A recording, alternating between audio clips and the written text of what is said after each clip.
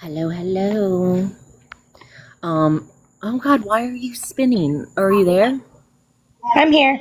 Okay, because I tried to go live and all I had was a black screen. It was so weird, and then I backed out. But hi Stephanie. It oh hi Cherry. I don't know. It fixed itself. It's weird. But then whenever you came up, it started doing the weird thing too.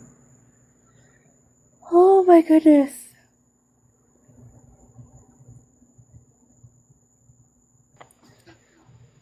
Okay, Happy spinning too. Hello, Saturday. hello. So I'm outside right now, but I will play the clip. But yeah, I don't remember everything, and I might want to rewind. I feel so bad. It's the fucking one that's been on there, and I've been bugging the shit out of her. I thought it was towards the end, so I'm like, this isn't it. I'd keep like fast forwarding. I'm like, this is not it. This is not. It was it, but it's not at the end. That was my problem. So I think I Well, must have you were caught it, really and then going like for I that one the left, and whole then I went time. back. So I thought it was at the end. I tell you, man, keeping track of the details like that, I don't know how you guys do it. I can't Crystal, believe that man, was she's better actually than the one you me. were looking for. It was there the whole time. But I was so it said the 30th on that one, but then she like looked in another app and it said the 29th because the one I was looking for was the 29th. And so whenever it said the 30th and I went to the end and I didn't find anything, I'm like, no, this isn't it. But the other app said the 29th. So, yeah. Dang, how many apps are there? There's a lot apparently. Do you have to Yeah. pay for them? You do? Yeah. I heard one is only like $18 a month, which I cannot believe that I was Only? spending. Yeah, well, I mean, I was spending hours That recording that's true. That's true. and devices to, like what do you call it? Memory sticks and shit. So, yeah, no, I definitely pay $18 a month for that. Does Becky want to come up or no? I don't think so. I think she's gonna Okay, she's gonna chill. hang. Well, Okay. I think she said she did, but she said she's going to be right back. She said, "Hey, I'm going to go buy some coins." Oh, please don't feel like you have to Yeah, gift no, me anything. If anything, gift the not at all. host. Thank you, Salz, for hosting. Much love and respect to you, the panelists, and the chat. Yes, for sure. So if anybody, yeah, for you guys that are coming in, we're gonna I heard a clip the other night um from oh god, I don't want to say their names, but from the husband and wife couple, and they have been trying to kind of change the narrative of everything that's happened. I don't know. Hi, I don't know if you guys remember Elena was one of the people that was on the call where the clip came from of him talking. So she doesn't like that uh, he's kind of changing the narrative and kind of putting bad on them, saying that they coerced him into saying the things that he did. So we just want to I'm going to play the clip for them. They haven't heard it yet. I just found it. Casey Rangers found it. But uh, so I'm gonna play that for them and kind of get it out there and see how they're trying to spin this again, and it's pretty crazy. Let me see, who is that? Right. And just to warn everyone, I am overly caffeinated. But I cracked open an energy drink in preparation for having a live. I didn't know who was going to host and how it was going to go. We're kind of winging this. So please forgive me if I am haphazardly stumbling and fumbling my way through my sentences, my thoughts. But I'm here, and thank you for having me. Yeah, thank you guys all for being here. I see everybody saying hey in the comments, and I'm glad you guys Well, are here too. I know it's late. I think Bree and Sheena might be live too, so don't feel like obligated to be here. We're just gonna go through this clip and, like I said, kind of take it from there. But we and definitely think it's Salz, something that needs to be addressed. Yes. we don't want you getting any heat for having us on panel. I understand we're not the two most popular Oh, I don't people give a shit. at this I'm less popular than you guys are. So don't worry. Like, it's fine. Don't worry. I would like to say one thing. Um, Out of everyone who was involved in that call, minus the husband and the wife, um, the people who came forward, I am pretty much the only one left. I know Susie is still active and still supporting the husband and the wife. And so essentially I have no one to protect anymore. So I think it should be noticed that I am the only one who is able to speak on this now and willing to speak on this in truth and honesty. So let's do this. I'm ready. All right, so again, what we're doing, this is a clip from the 29th, so it's just a few days ago. I just happened to be scrolling on my backup and I saw and heard what was being said. So I kind of let Elena know, kind of just, paraphrased what they said, but I want her to be able to Stop. hear it. Yes. I'm so sorry. I just wanted to make sure, are you okay and what's going on? Oh, yeah, Like, yeah, yeah. No, I'm fine. So I okay. probably mentioned it before. They have kind of twisted the situation that happened, after everything happened, even all the girls that were on the call, even like Bayou Bell and Susie went on Mimi's panel and they all said like, we acknowledge that, it was bad. We understand that like he's not okay. We want him to get help, Hmm. all of these things. And that was good, right? And I said the same thing. He needs help. He's not okay. Hmm. And it's not okay to say those things, whatever. Um, but that's not what's happened. He went live and he said, I regret nothing, blah, blah, blah. And then they kind of had, I don't know, a bit of a break. I may be wrong. I don't know. I haven't been paying attention. But then I Okay. saw these like flyers that they made saying that like we're trying to, well, I don't want to say whatever. Somebody's trying to take him down. They're putting false accusations, all this. So it's like, the smear campaign thing, like, and it's damage control. So they're trying to say that whoever, I don't want to say because they haven't specifically named me, but they're trying to say that this is all a coordinated like attack based on like, because they're covering Gypsy Rose. So I want to make sure that people know the truth, number one, and that they're not blaming Bree and all of her people. And God, I don't even want to say it, but Gypsy Rose, this has nothing to fucking do with her. It has Mm-mm. nothing to do with her.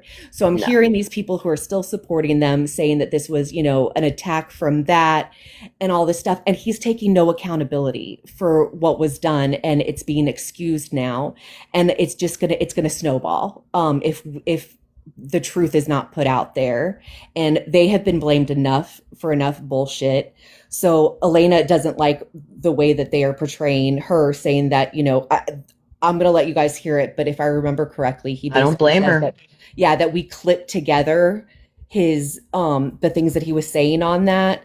And it's Okay. just, it's, like I said, we're just going to play it. I haven't even I gone was through just the, checking on you, girl. I yeah, no, was no, I'm like, okay. Which, by the way, I okay. love your profile picture. I got to do one. I need one. Who made them? I need one. Oh my God. Thank She you. has it too. Oh God, I need one.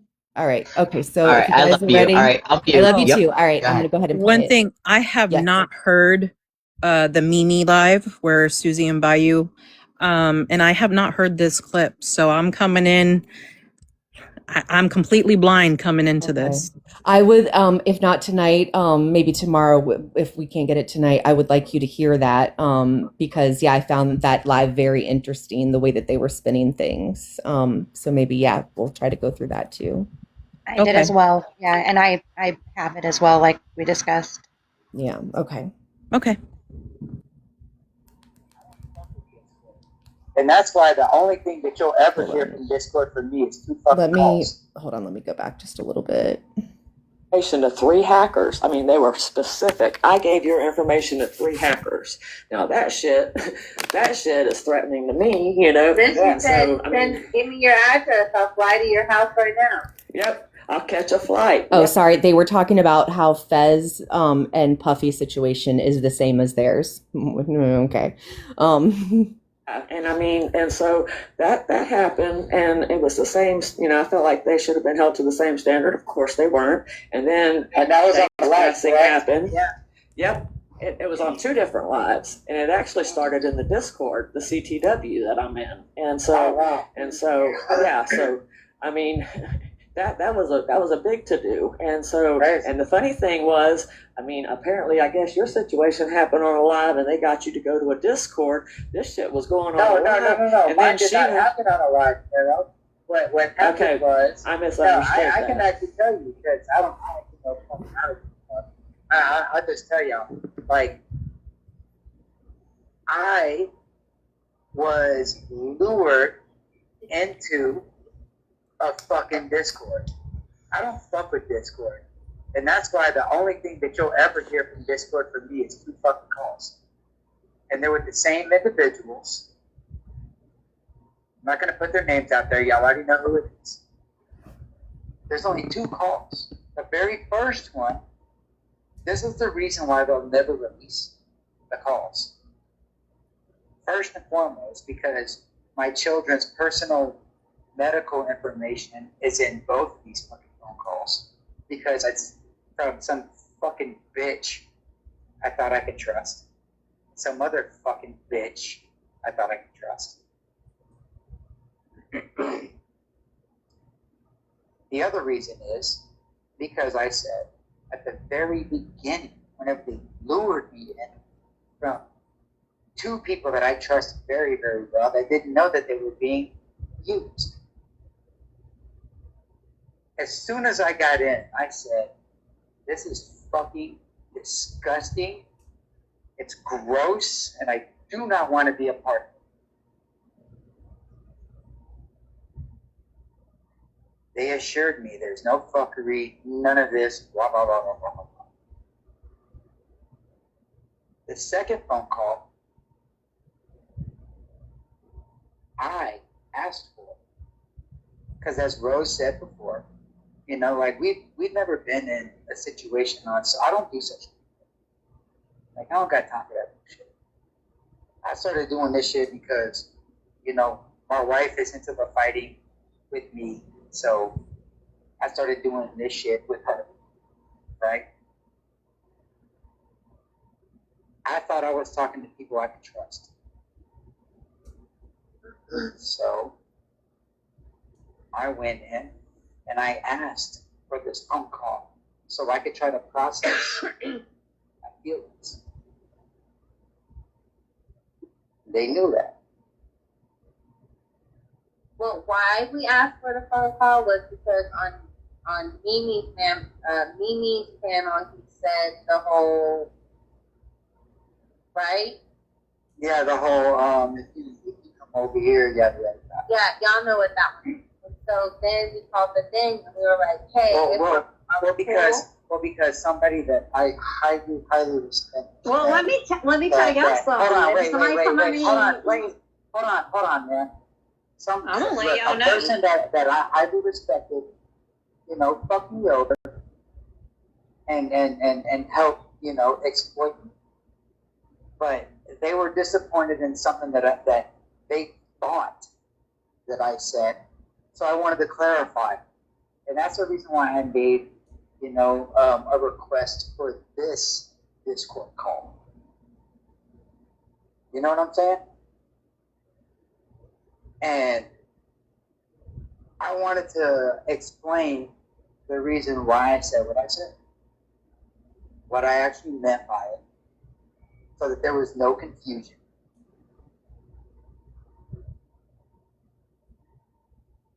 And Yeah, well, I've that had a lot of person people- edited that fucking phone call.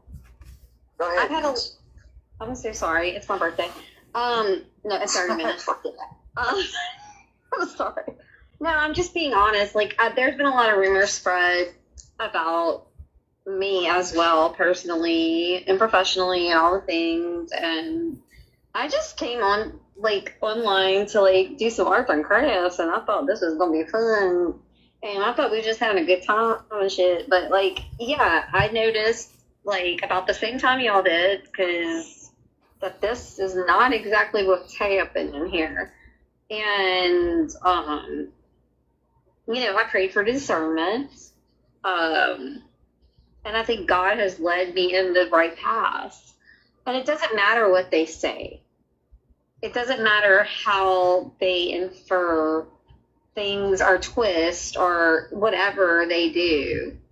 It doesn't matter because I know who I am, you know who you are, and it doesn't, the other things don't matter because they're going to think what they want to think anyway.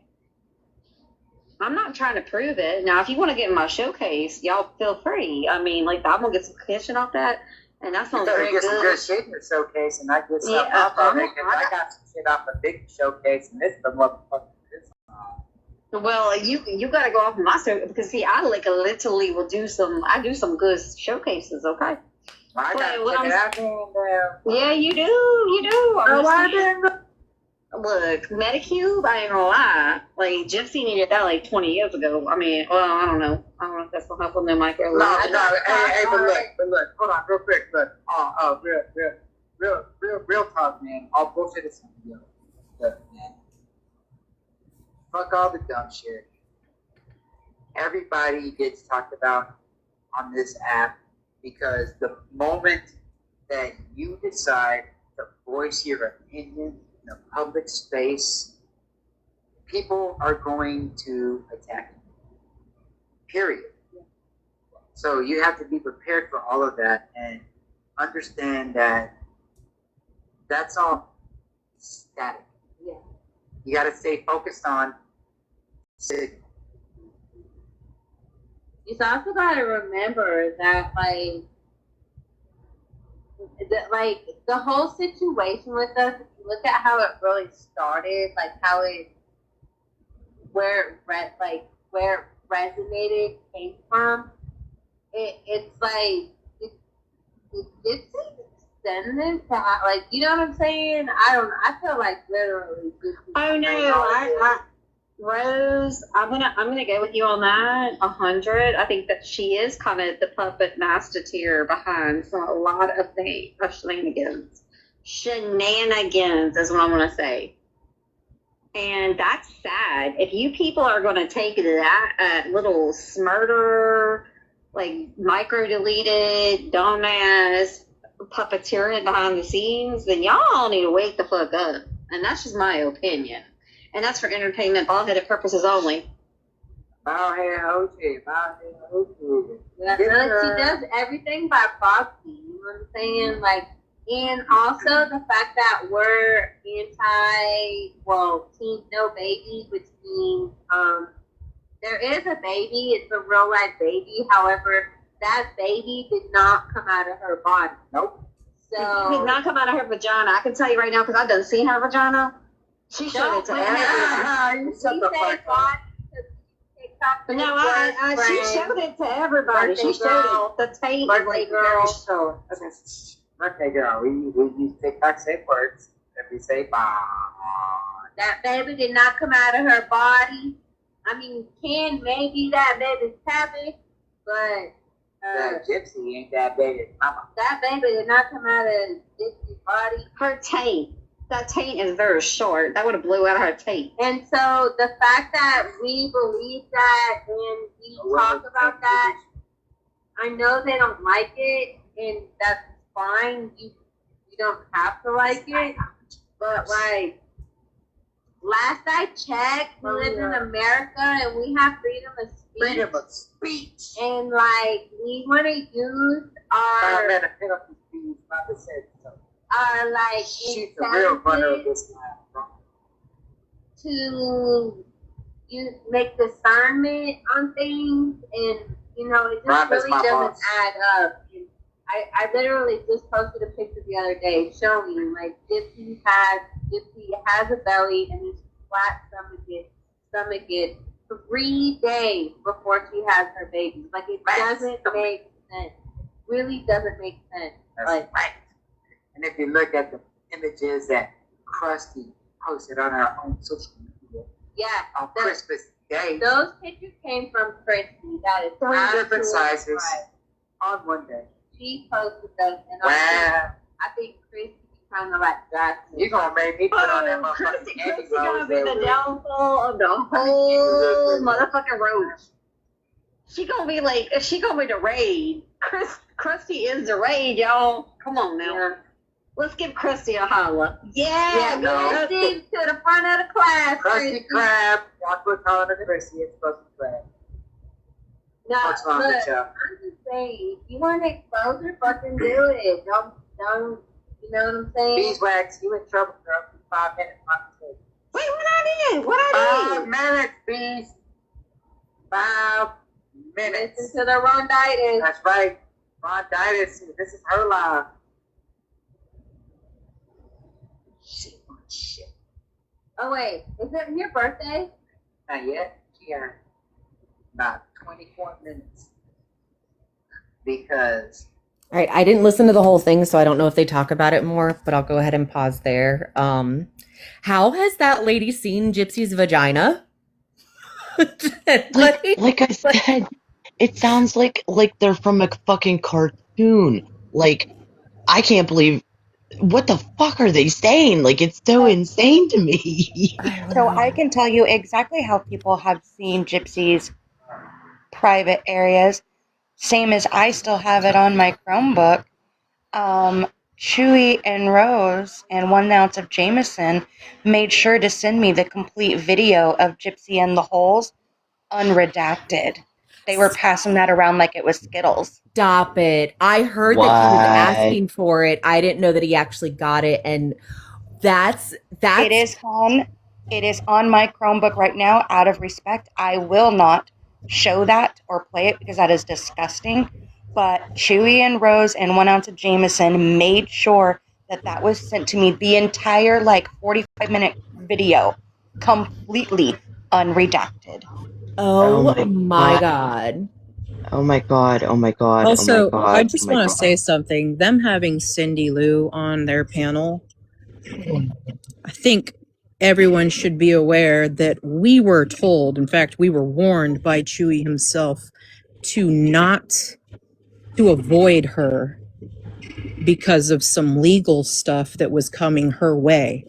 And so Chewy and Rose were also trying to give her the cold shoulder because Is they that didn't who want was to up be there? complicit or It just said involved. it. I didn't realize she was up there. My Cindy bad. Lou was the one that said we've seen her whole. Yeah. Well, according my to Chewy, Cindy is the individual who pulled the child's medical records. And so we were warned by Chewy and Rose to stay far away from her, do not become involved with her, and yet they have her on their panel. So Yeah, Cindy Lou is the one that pulled the records and gave it to Broken Hearted. Lady B, were you also warned? Sorry, I apologize. What was that? Did they tell you to stay away from Cindy because of her involvement in pulling Gypsy's child's medical records? Oh, yes. 1,000%. 1,000%. And yet they have her on their panel. They're desperate for people to support them and accept Oh my, how the them. mighty have fallen. Yeah, it's very sad. So I don't know if you guys can see, Miss Myra said in the chat that she says, I know how they've gotten there. Were 2 other people that had it, and she said she can explain that, just to let you guys know.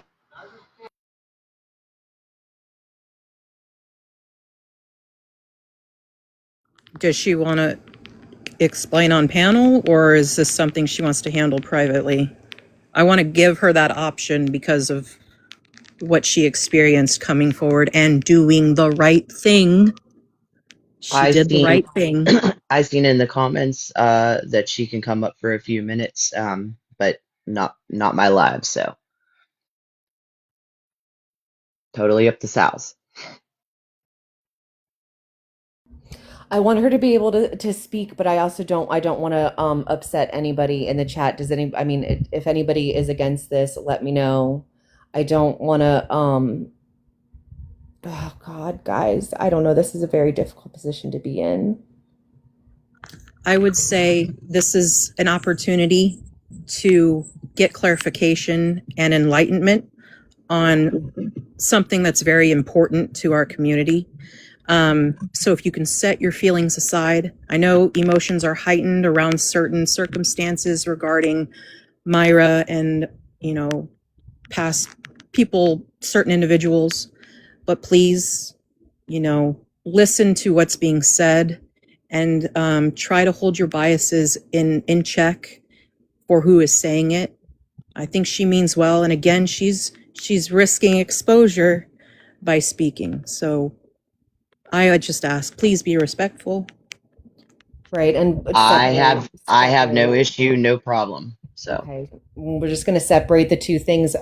She was a part of this, and yeah, I think that she has a right to speak. So yeah, I'm going to go ahead and let her up. If anybody is bothered by it, I understand. I respect you guys, and yeah, I respect your opinion. Like I said, this is a difficult situation. But yeah, we're all kind of figuring it out together. Hey, Myra. Hey, Myra. Hi. Hi, everyone. Did you guys hear though that them saying that you guys clipped it together and he was lured into this and he was told that he was going to go in and be able to express his feelings in a safe environment? Do you see what I'm saying? There's no accountability at all. It's just been Okay, turned. so I'm going to shut up. Okay, I'm go ahead. just going to explain this, and Elena can back me up on this. So, there were 2 Discord calls, okay? One of them, and I know the situation is very complicated to explain it. One of them was about, we wanted to talk to him about Gia. Because there were things that we caught on that Gia was doing behind the scenes, and we wanted to let them know. And I don't remember, like, I think was it Susie that reached out to them and said, hey, can we talk on Discord? We have to show you something about Gia. And then that's how eventually I created the server, and then we got on Discord. But that's like separate. And that was like back in when, like April. We never talked to Chewy and Rose on Discord. I think it was in May. Bayou Bell sent me the screenshots of when that Okay, it call was like in happened. May. And I have to verify, but I'm pretty sure it was in May. Like, but it was early May. It wasn't, yeah, but it was like right after the whole fallout that happened with Gia, and we wanted to show him that stuff. Yeah, we were always trying to warn them of Yes. these people that they were bringing into their spaces and who were dangerous people. So that was the point of the first call. And initially Rose showed up, but Chewy just couldn't stand talking in the background, letting Rose having the podium. So then he himself joined the call on his own Discord account. Yes. So and that was pretty much, that was the first call. And then the second time, Susie, and this was around like the June 13th time, I remember the date. Yes, I have screenshots and the metadata from that too. call. Me too. Yes. I have that too. Susie was reaching out to us in the group chat. She asked us if we can go on Discord with Chewy and Rose because she was on the phone with them. It was their request. They wanted to talk to us. So wait, you got to say why though. Yes, I'm going to get to that point. Okay. Because that's when you and me, Elena, and Peachy, we were talking separately. And I was like, hey, they want us to be on a Discord call. Do you have any idea why this would be? So we were just trying to figure out what the heck was the call about. So we got on the call. And the reason why they wanted to get on the call was to apologize to us for the Booty Bandit stuff, because they saw on Elena's story, Elena posted a story on her TikTok page where she put up the definition of Booty Bandit. It was like on Google search. She put a screenshot of that. And then she put the clip where he was talking about that in And then reference to Salz. I also posted Conspiracy's post. I took a screenshot of her post and I added that. Rose saw that, went to Chewy and said, shit, I think we've lost Elena. Yes. Rose reached out to Susie to ask to get us all on a call so he could address and ended up trying to excuse why he said that. Yes, to explain himself, and he was trying to apologize to all of us for that. But Peachy was like, hey, are you going to apologize to Salz? It's not directly to us, but she was asking him, will you apologize for saying that about Salz? Will you address it? And by the way, Rose on the call says, even I couldn't believe that I was disgusted. I was offended. And I didn't understand why he would say that. Yep, that too.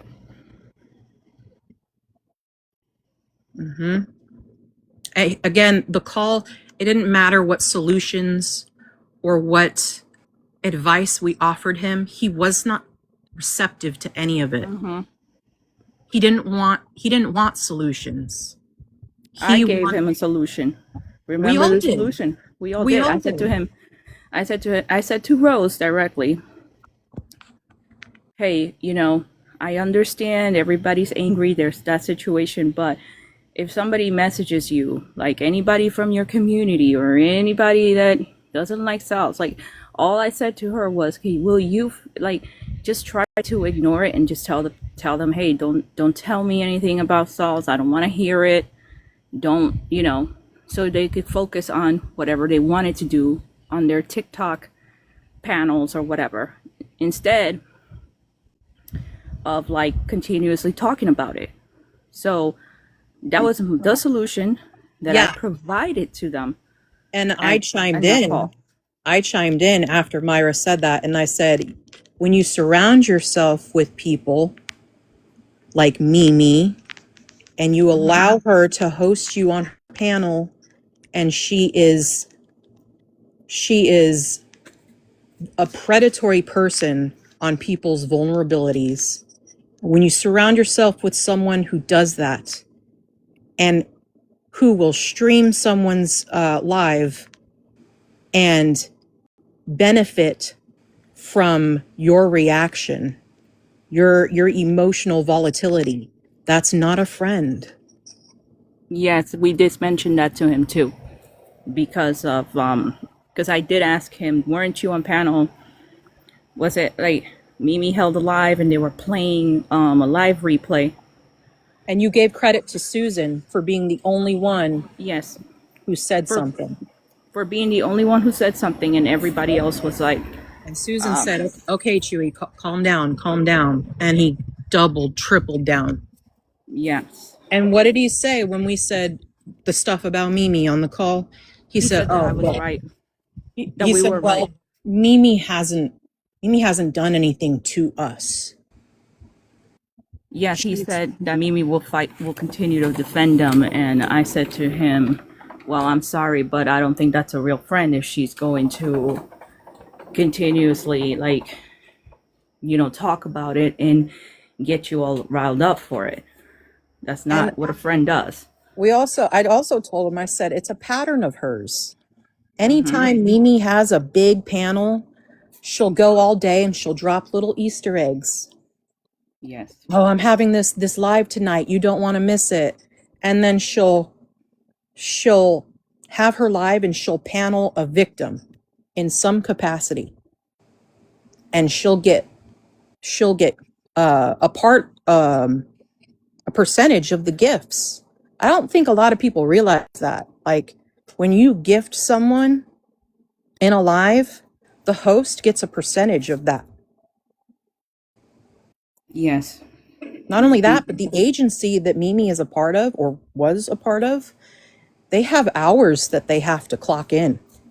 They have to make certain hours in order to maintain with the agency. Lady V can attest to this, I think. Yes. And yes, Mimi I was can. recruiting. Mimi And you was notice recruiting people to join that agency.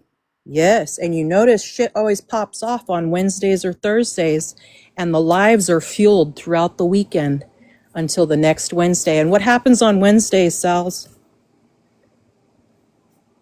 It starts over again. Oh, you mean, oh, they get paid. They get paid. Yeah. Like They this, get it paid starts on over Wednesdays. again. So those of you who are like, hey, this feels scripted, you're asking the right questions. Yeah, Additionally, that's a big part of it, but Oh, Copy Queen says no, they don't make us go live. oh, they don't? I thought you had to clock hours. Like you have to be like a lot. Oh, well, maybe it's different agencies, but I know that I've seen them say like you have to go like live like 30 minutes a day or something. Because I've heard people say like, yeah, I'm here to just get my, or you have to do like 3 battles a week or Right. something. Do they make you do battles, Coffee? Like I heard a private, not so private live in which people were arguing over who could go live and who is going to be able to make their hours. Maybe I misheard that, but No, I heard. Yeah, no, I heard that too. But maybe it's different agencies have different requirements. okay. Well, That that's in my- that's Well, I something heard that in to. my own. I heard that in my very famous private, not so private live.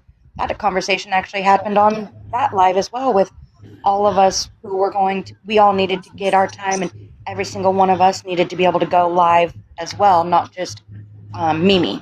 Yes, ma'am. They- That's the live that I'm So referencing. to clear up the agency that we're in that she just got kicked from, no, they would like you to. They do not force you to. They do not force you to battle or anything like that.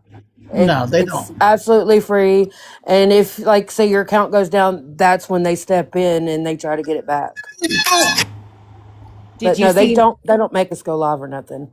Did you see They Mimi would like posted for you. a message saying that she's the one who Yeah, told them to drop her? that was total bullshit. Just like she says, I'm the one that called CPS on her and hacked her. You know, it was me, you, and Reggie. It's just Steph.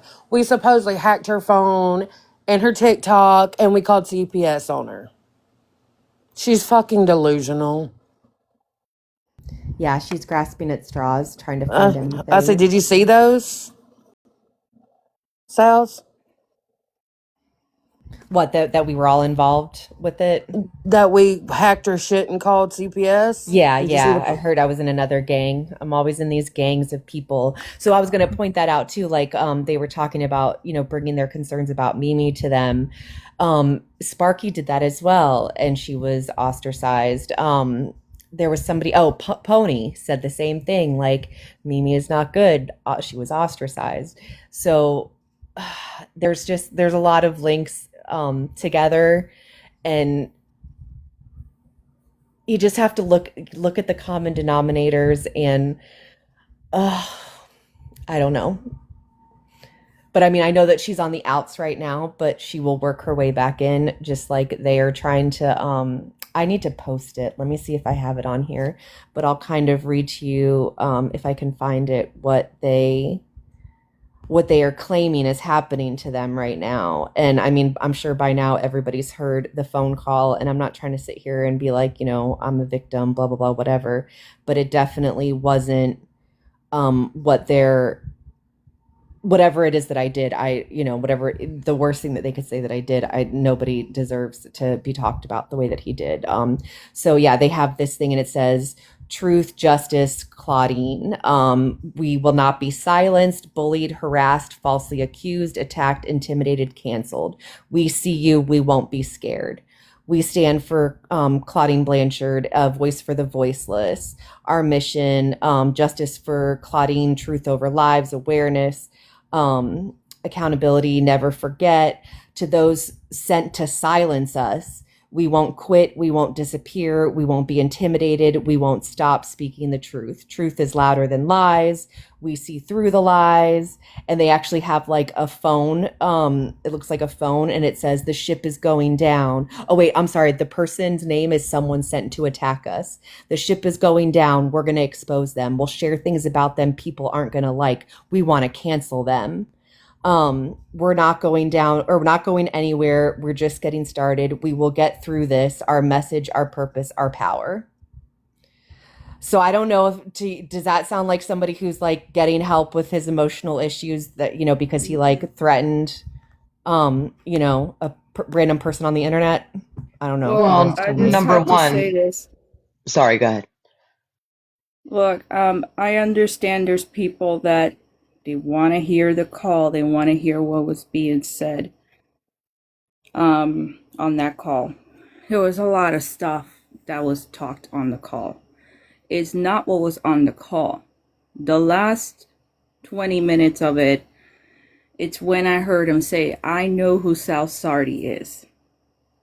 That immediately gave me that signal, like, oh, like he knows something. So I said, you might as well check her Facebook account. And that's when he started divulging how he got Salz's information. And he went on with that.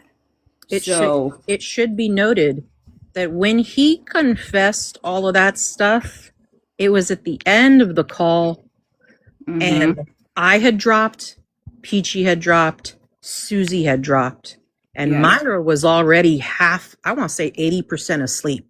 Like at the end of the call, she was snoring. I was half asleep, but when I heard him say that and I said that's when he started saying all of that stuff. Yes. So us clipping all that stuff together, no, he confessed. And this is the other thing.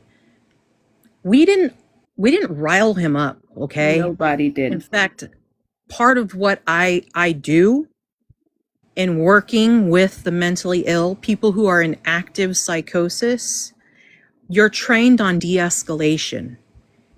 You have trauma-informed care, okay? So the role that I was taking was to offer solutions, to encourage him in healthy coping mechanisms, but to also say, hey, those are inside thoughts. You shouldn't say that. Or, hey, that sounds like AI psychosis. We can go into those details later. But when he confesses all of that stuff on that clip, that's at the end of the call, and it wasn't us riling him up. How can you rile someone up to confess to crimes that he had already committed? It was done. It was done. And it was still actively happening. He confessed at the end of the call. Yes, he did. We were exhausted. And for me, it was like, and that's the whole issue. It's like people were saying he was egged on, he was riled up. No, he was not. He was not. For a while, I know, when Anna came back into the scene and she offered to show those messages, and this was going on for weeks now. At that point, we hear stuff about something happening to Salz. Like Sheena said that she knows that Salz was being cyberbullied, and then we hear him on separate lives, late at night. Not like I was there present, but I was seeing messages coming in the chat, and then there were some. Not all of his live replays were being posted on the replays channel, but him going off on those rants. So at that point, it was like, what the hell is going on? Why is he continuing with this? Because it should be noted that when Chewy goes on these rants, who's there riling him up? His wife. His wife, yes. Can I answer? Please. Is it Queen Rose for 500, Alex? That is correct. Yes. Yes. Well, and it was the same. If you guys listen to him, he doesn't let anybody else speak. So right. Hold on. Let me just get this. Hold on. That. Yeah. He'll even do it to Rose. Okay. And that's exactly how that call was. Hold on a minute. Just let me finish what I'm saying. Yeah. Yep. Yeah, that's how that call went, okay? Any solution that we offered, he would excuse, and then he would justify why he wouldn't do that. Just listen to how he talks. Go and listen to his rants, okay? Here's my question real quick, I'm so sorry, I didn't mean to interrupt you, No, girl. no, please. Um, I want people to ask questions. Please. well, like what Salz was saying about his post, like with Dee Dee and everything, like what the hell does Salz have to do with Dee Dee? Like that, I didn't quite understand that They are part. saying that I am working for whatever the FBI gypsy. And I just need to make it clear. I don't speak about it a lot because I removed myself from all of the fuckery, but I am not pro I'm not gypsy. I will wrong. never be pro gypsy. I am not working for, with, in her. Exactly. Yeah, no, and I never would. There is another one that they did. Our ship is unsinkable, and it's like a ship. It says Truth, Justice, Claudine. This is them spinning it. They sent hate. They sent lies. They sent people to attack us, but they didn't break us. No lies can sink the truth. We will not quit. We won't be silenced. We won't be scared. We won't stop talking. We won't stop speaking the truth. We are strong. We keep going. People need to It sounds realize like this has it nothing sounds to like straight do. up paranoia. This, yes, Am I this has right? Like it sounds nothing. like paranoia. Yeah, this has nothing to do with the pro side. No, The absolutely. people who were Nothing. closest to Chewie and Rose, we were the ones who said, oh my God, he is committing crimes. Holy shit. We could be seen as being complicit in crimes. And Susie knows what the fuck I'm talking about. Yes. In fact, Susie offered some special services involving her brother-in-law and the dark web on Yes, that she call. did. Yes, Well, she did say that. I don't blame you two for getting away when you guys did because yeah, I mean, I would be freaked out if I was in that position. I'd be like, hell no, I don't want no part of this, you It know? was Well, it was I the did most say something. natural. It was the most natural thought process for me. Yeah, I did say to Susie when she said that, I said, dude, that's illegal. That's illegal. Yes. And then Chewie chimed in and said, I know it's not. And then he started saying some stupid law. I don't fucking remember what law it was, but he was, I know it's not illegal. It's and too then he's trying to costly. explain why. Yeah, he was saying it's too costly for them to investigate it and convict on some, I guess, like cyberbullying shit or whatever. Yeah. Sorry, but when you send people to someone's address Mm-hmm. and he knows what type of people he sent, it's a hate crime. And Well, it's a federal crime because it crosses state borders. yeah, and he's acting like he knows, you know, the laws, and at the end of the day, he doesn't. He doesn't. Yeah, I know. And what's crazy is he has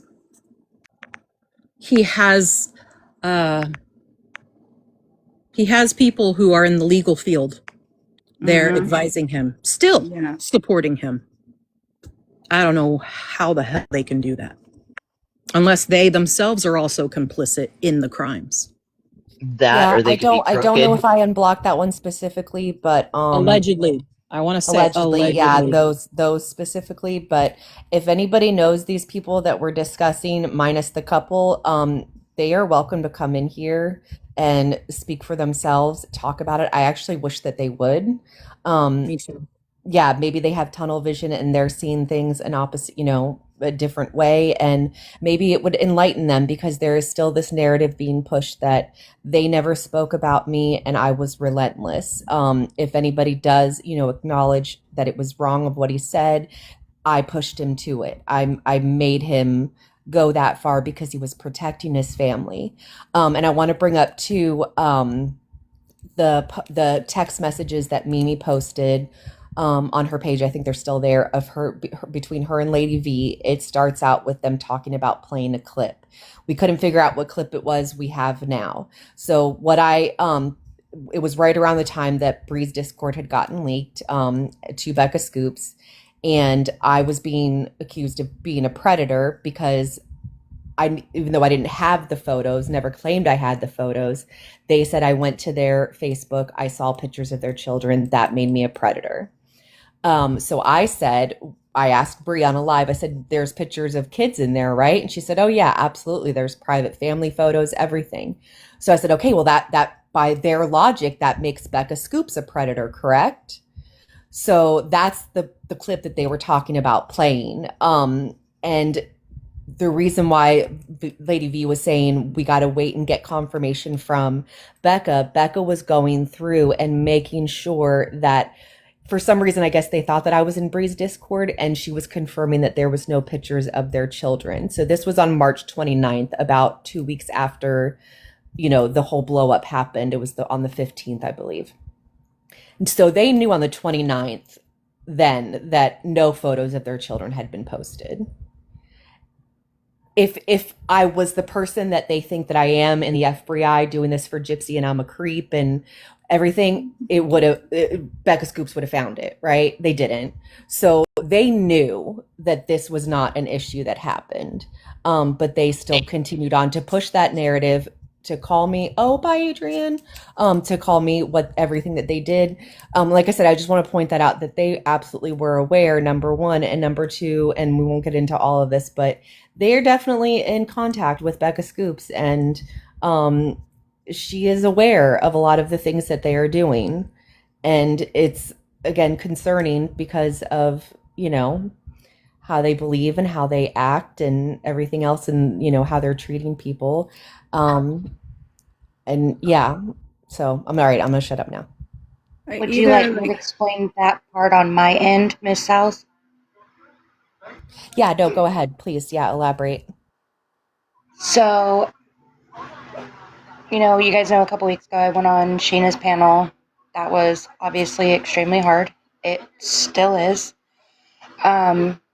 When Mimi posted that screen recording where, yes, she has my 16-year-old son on there as well, completely unredacted, Salz and I were talking, and she asked me about exactly what you see. You see the screenshot that I had sent to Mimi, and underneath it, you guys can all clearly see from Mimi's recording that I tell her, you cannot say that you got this from me, keep my name out of it, but we cannot play this yet. We can't play it. The way that whole conversation went is I had sent that clip to Chewy and Rose as well.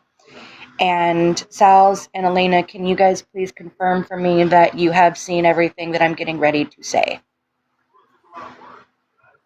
Yes, I can confirm as you relay the information. Absolutely.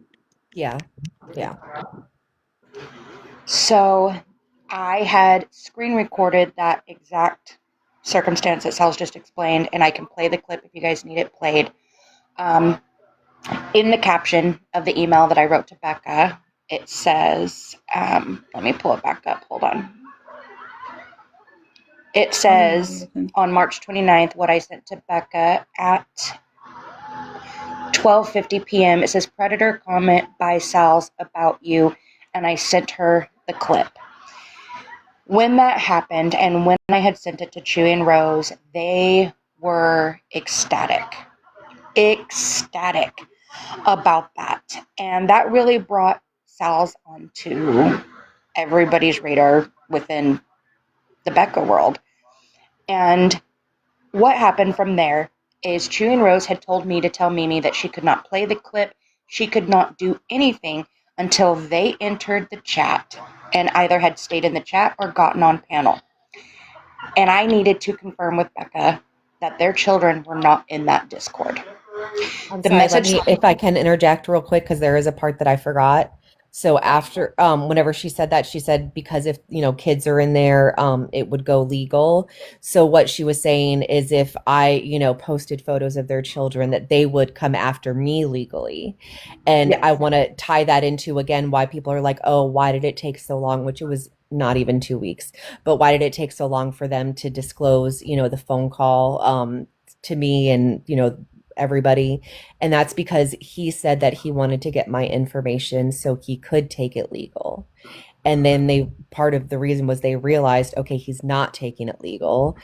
He's still doing this weird stuff and saying these things. And what if, Like, are we complicit? What's going to happen if we don't say something? So all of those things coupled together. Yes, he told us he wanted to take it legal. And then once he started, like when Rose posted in her story, just arrived in Florida for our vacation. In fact, on the call, Do you I guys said, mind if I finish? oh, yes, please, sorry. But yes, he did tell us he wanted to take it legal. So, in the comment that is so eloquently posted on Mimi's screen recording, I say specifically, please keep this to yourself until Tree and Rose get it. She said, absolutely. Then you see her message me, did Becca confirm? That statement is within very simple regards to, did Becca confirm that Chewy and Rose's kids were not in the Discord? I was able to get confirmation that their children were not in the Discord. Chewy and Rose message me, tell me that they're in the chat, they're ready to go, so I send the next message to Mimi, Chewy and Rose are here, play it now. The entire narrative that was set up from that day forward, I was basically instructed to keep my effing mouth shut about the fact that it was confirmed their children were not in that Discord. And that is when the very big narrative completely started with Salz was the predator, Salz had pictures of their kids, and that is how that really cemented itself with them. Because at the time, there were 4 of us who knew that their children were not in that. It was myself, Mimi, Lou-Hoo, Chewy, and Rose. So let's tie little Miss Mimi into this with a beautiful bow as well. So, can I say something about that? Because when we got on the call that day, Chewy was saying that they were getting ready to get swatted, and Sal Sardi's been relentless. That's the way he started the call, as a way to excuse why he said those things. And I'm like, swatted? Who the hell was swat? And this get was the him graping swatted. comment, right? The graping comment you guys were addressing? Yes, Okay. like the whole graping booty bandit stuff. Yeah, he said that that's why he said the most egregious thing that he could think of. And without going into too much detail, that ties directly to Chewy's own personal childhood trauma. Mm-hmm. That Yes, is literally the most egregious thing that he could think of to say to another individual, especially Salz. and his wife was backing him up on that. Like, he was thinking about the most egregious thing to say. Yeah, and he said that he was so scared. He was so, like, he was fearful. And I told him, I think if you apologize and you allow people to see your vulnerability in that way, I think, they might be receptive to that. But then I also said, even if you do apologize, I don't think you can come back from this. And this was at the start of the call. I told him, I don't think you can come back from this. So when we heard that last, 20 minutes of the call where he confessed everything, I said, oh, he's fucked. Yeah, it was like the hardest decision, because for me it was like, well, he's angry, but at the same time, when he said that part about putting her address on the GPS and all of that, it came down to, well, we have to tell Salz and we have to give her the clip. Like, she has to hear it for herself. And then is like him also saying how he thinks everything is a simulation. And he said on the call, I actually think that all of you are part of a computer program in the simulation. Now, he said this, I want to say in the middle of the call. So think about someone who thinks everything is a simulation, who then ruminates on taking violent actions against someone. Who like that type of person who doesn't think the world is real, like that's their reality. Mm-hmm. Those type of people will commit violent acts to potentially wake themselves up. Okay, this is not like, these are the beginning stages of someone going into psychosis. And I said on the call, when he said, I don't believe any of you are real, I said, that sounds like AI psychosis. Yes, I remember you saying that to him. And I hope that everybody understands this. Like, this is not something that we did not set up this call with him. Like, we wanted to address that. They wanted us on a call. They wanted to talk to us. No one was egging him. No one was rallying him up. It was him trying to explain himself, because the way I look at it, he did talk about how much he was getting out of TikTok from doing these lives and and all of that. Myra, unbeknownst to us, Bayou Bell knew that she was on the phone with Rose and Lady V when Chewy lost his job. So Bayou Bell knew for months. I had no idea that he lost his job. Like, he never. Neither did I. Yeah, like, because the thing is, like, everybody's, like, the people that support him are saying, oh, he was just, like expressing himself or venting out to a group of friends. I'm just going to let everybody know, me and Elena and Peachy, we didn't talk to Chewy and Rose on a daily. That's right. Outside of TikTok. Only time we talked to them was either when we would go up on panels, and I stopped going to his lives. I don't even remember. Like, do you remember, Elena, for a while? Because I haven't been in there. Yeah. It was for a while. I have not gone up, but like, a lot of the stuff was coming in our group chat of like, oh, he's talking about Salz and he's saying this, that, and and I was just catching up on the messages. Like, I was not on those panels. Like, I wasn't up late at night. Well, we were trying to move away, and we were actually looking into the Mackenzie Sharilla case. Exactly, yeah, because we were already starting that. But Bayou and Susie were still heavily involved and invested in Chewy and Rose. So in the group chat, we were constantly getting, and then after Bayou Bell doxed Salz, we told her, be honest. Yes, we did tell her. Because we knew that Chewy was committing crimes. She didn't know that we heard her on that call. She didn't know that we heard the end of that call. So when she came to us panicking because Salz was like, did you do this? We told her, be honest, because we knew she was complicit in a crime.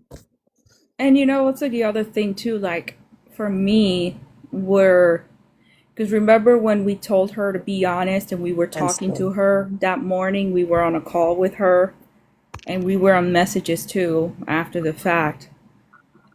That all happened though. That same day, she sent us a screenshot, a screen recording that Rose sent to her with Sal Sardi's information. Yeah. So I'm like, well, at what point did she really knew her information? Because the way she was making it sound, it was like she decoded a phone call that they had. No, that's bullshit. Yeah, that she decoded the names because he was throwing in names in those last 20 minutes. No, remember, she told us that it was a phone call that she was on with Rose, and Chewy was on a phone call with Posh in the background, and Posh was giving him names, and they were giving it to Bayou Bell and to see if she recognized any of the names, and that's how she decoded and figured out Salz's information, and she looked it up and then doxed her. But I thought she was referring it to that call that we were all on that day. Because I don't know what is what. Like, she just kept changing it when she was going on Mimi's live, talking about it. She couldn't keep her lies straight, and she fucked up with us. Yeah, because she didn't know that we didn't know that she didn't know that we had that part of the call recorded in which he lists all of Sal's details, and then she says, "Oh well, I'm gonna make a troll account and I'm gonna dox her info in the chat." Yeah, like she was gonna say her name in the chat, And that was the same night when it happened, and the next day she came and she was all panicked about, oh, I no, didn't she say I put her name in the chat on my backup account in the group chat? Yeah, she said, oh, I put these random names because I wasn't sure if it was actually her name. So I put in this name, that name, and a different name. And I said, like, oh, where's so-and-so? And then Sal said, oh, I know that's Chewy in the chat that just doxed me. So then Bayou messaged us in the chat and said, now we know that blah, blah, blah, blah, blah is Sal's real name.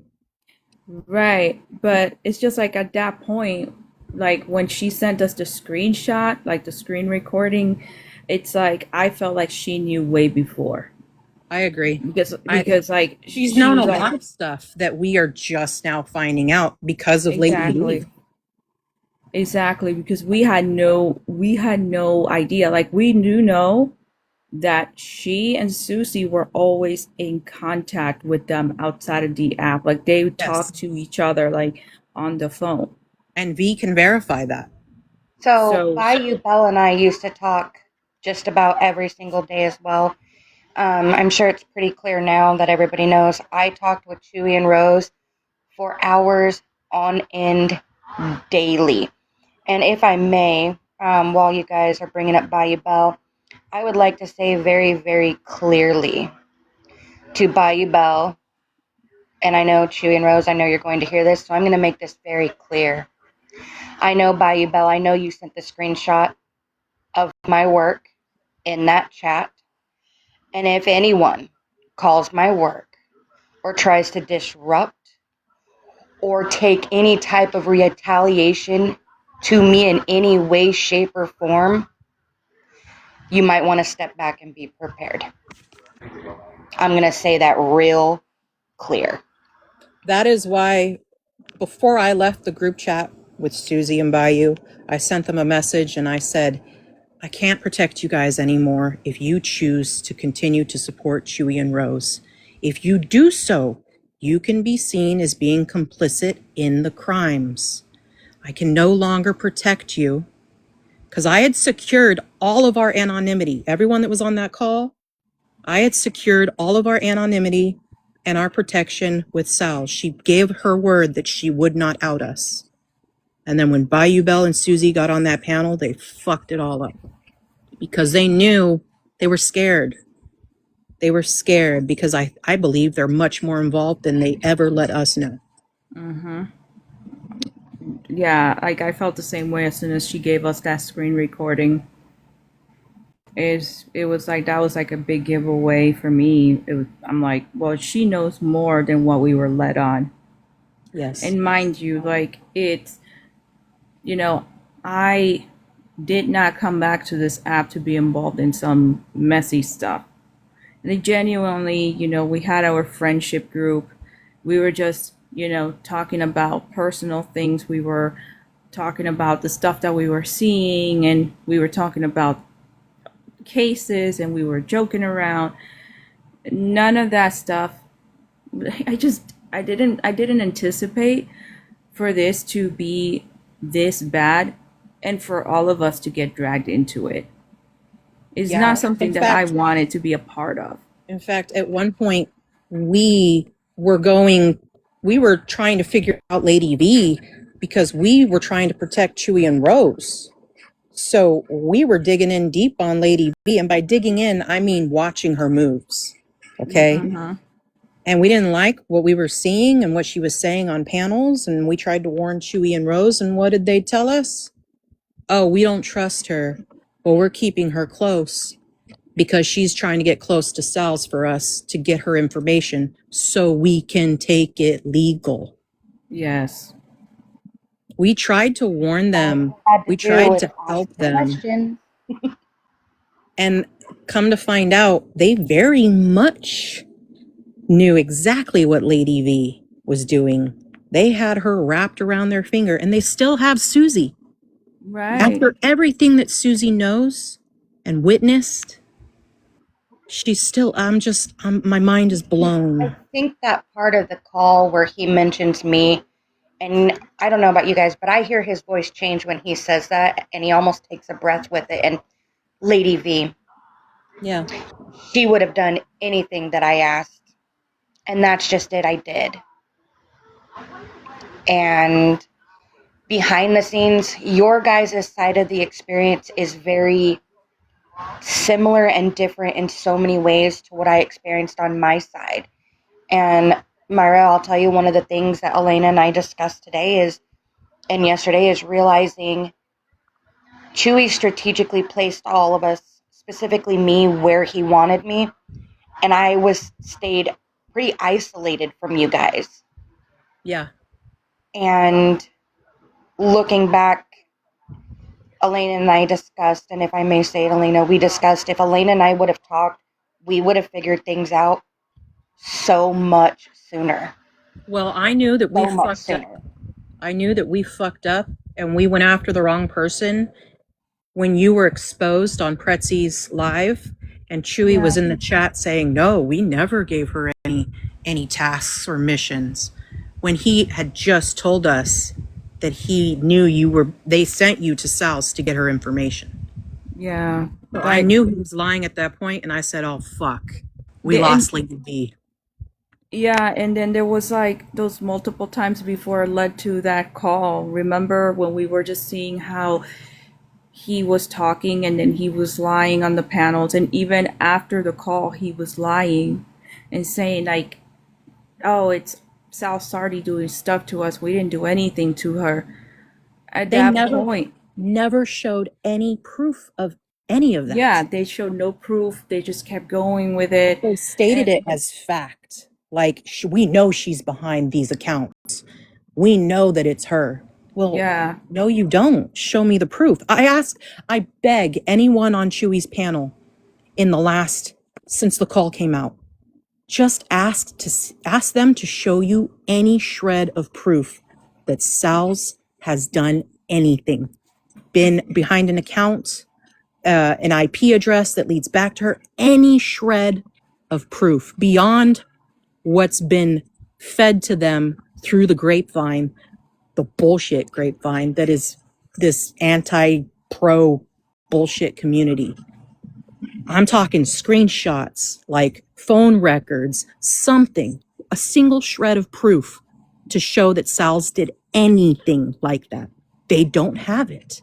And if they deny you people, the people who still support him, if they deny you people the ability to see any proof, come on, this is a true crime community, guys. Ask yourselves, why am I being denied my right to this proof when I'm supporting these people? And I bet you guys are taking heat for it too, huh? Do they defend you? Do they come to your rescue? Because they didn't with us.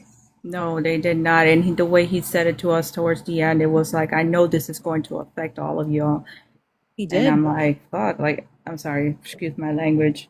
It's like, this is not something that I wanted to do. Like, not something that I wanted to be involved in.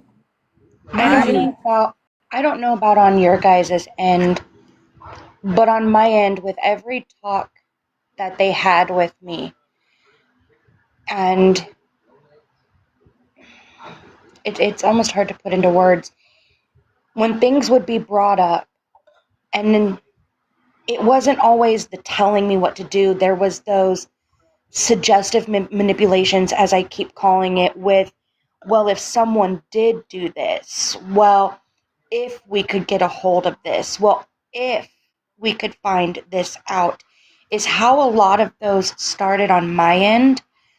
And then it was always followed by, you know how much we love you, you know how much we trust you, and no one else, we couldn't trust anyone else with this, and we're so glad we have you. And literally, to me, with every ounce of my being, I thought I was doing the Lord's work, man.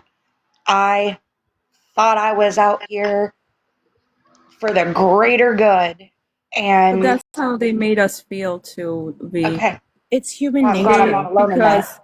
It's just human nature. It's the psychology behind it. People want to feel like they have a purpose. They want to connect through a commonality of a goal, right? Or by protecting something that's virtuous. Chewie and Rose play off of that psychology with people. They make you feel like what you're doing is something that no one else can do. And they don't trust anyone else to be able to handle certain situations or, be so warm and kind and loving with people. They know exactly what to say, how to say it, and they know how to feed you information. Bayou Bell, are you listening? They feed you information and they hope that that information gets spread to the four winds and it'll accomplish a nefarious task on their behalf, and they have plausible deniability, and you're left high and dry to be hung by the rope that Chewie put on you himself. And when you go into comments and you're getting attacked and you don't understand why the two people that you have trusted the most that said they trusted you, they go in there and they don't say a word. And Chewie constantly just disengage. We're But not about this the is like drama. We don't do it. Just disengage. Disengage, you guys. We don't need to say anything to respond to them. But yet they let you sit on the front lines and take every ounce of heat while they quietly deny you to your face. But this is exactly like, now that you ladies brought this up, remember, like, Elena, Bayou was on Justin's live and she was getting attacked in the chat. Remember that? And Chewie was on the panel. Yeah, it was in Justin Truecrime's live. Yes, in Justin True Crime's live. Yeah. Laura May was on the panel. Yes. Yes, and she came to us in the group chat and she said to us, "Oh, I was getting attacked in the chat and Chewie and Rose did not defend me." And I messaged them and they didn't say anything. And then she gets a message from Rose about, "Oh, do you know when Sheena's going to Louisiana? Can you find out?" Instead of like asking her, "Hey, are you okay after what happened on this live or whatever?" No, it was just her asking her directly if she knew when Sheena was going to go to Louisiana. Can she find out? I think I have the screenshot of that message that she sent us. Yeah, because it makes no sense why they would want that. So I think that was like a test of her, commitment and I don't know. But I do, like you guys said, and I'll go ahead and like name, their diehard people that I know, like Anne and Aleph and Yankee Cajun, which breaks my heart, but whatever. You got like I know, and even Carolina Girl, and I heard her say, Sal's talked about you guys every opportunity that she got, she wouldn't shut up, and then she says that Chewie and Rose maybe spoke about me like less than a handful of times. And that's insane.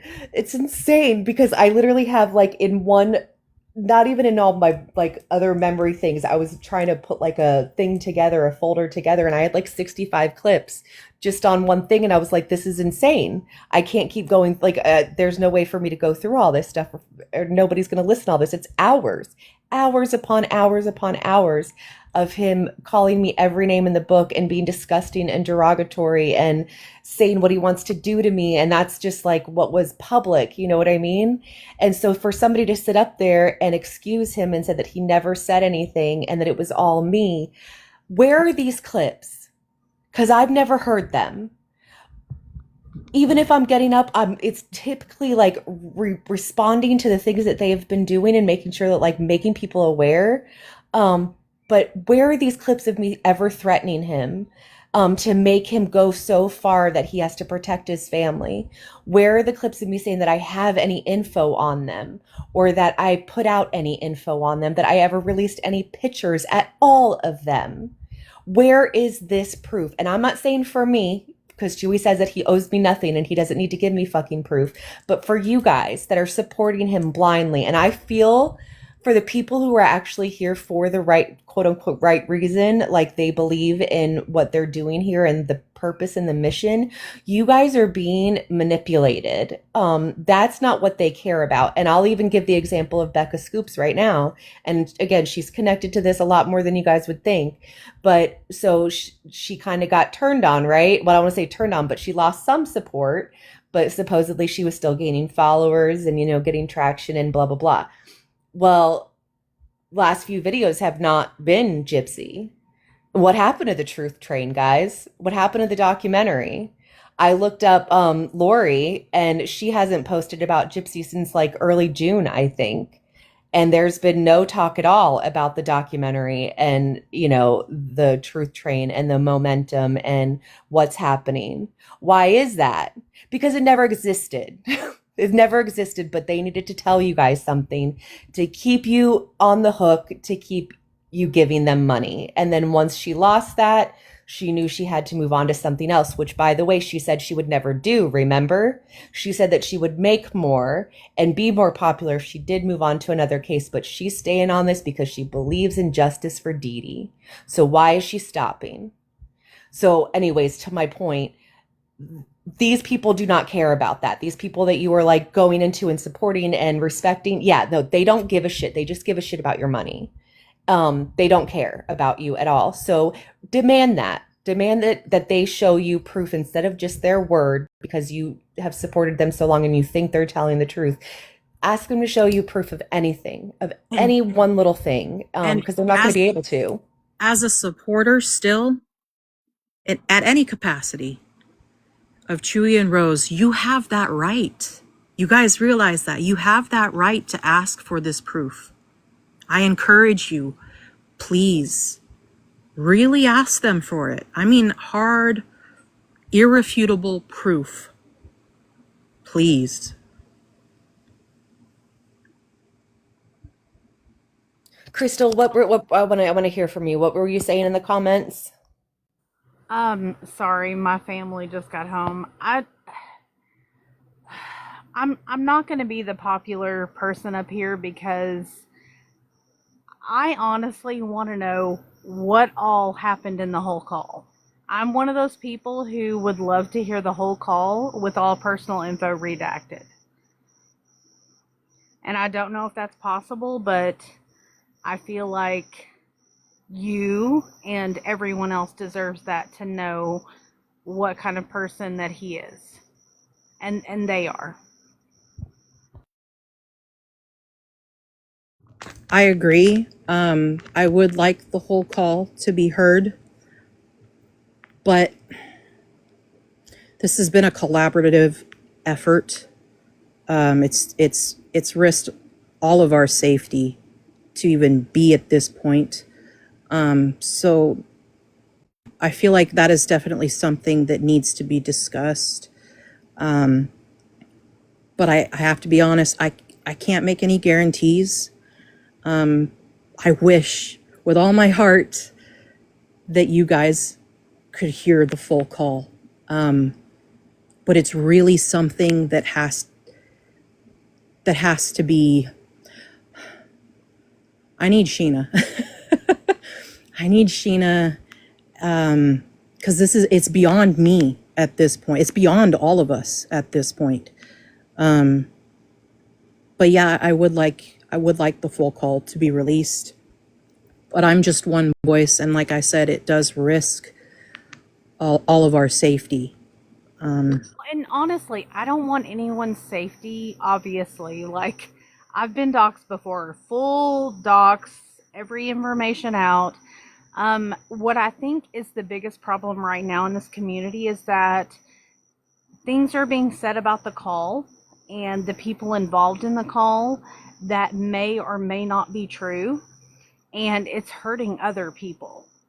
Like, there are certain people who are saying that certain people in the call were doing XYZ, and we don't know. Were they doing that or were they not doing that? Like, were they hyping up this whole let's get them, go Chewy, go Rose?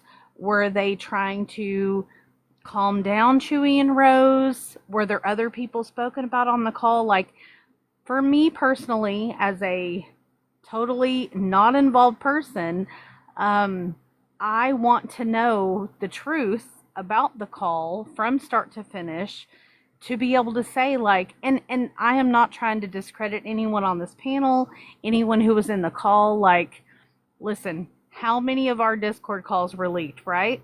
I will stand behind whatever I said in any Discord call. It's nothing that I wouldn't say to anyone, in their face. But I feel like this call specifically has been spoken about, and people are making claims that things happened in this call that are hurtful to other people in our community, and that certain people did certain things that may or may not have happened.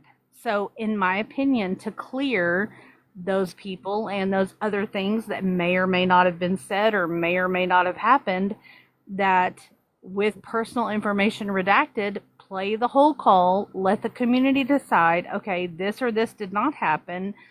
It's being spoken about like a tall tale at this point. I don't think that that's fair to anyone involved, you all included. I know that Lady V and myself, like, we had our own issue on KMAX panel. Like, I did not understand after hearing the private, not so private live, that Lady V would come back and say, oh, hey, what's up? How are y'all doing?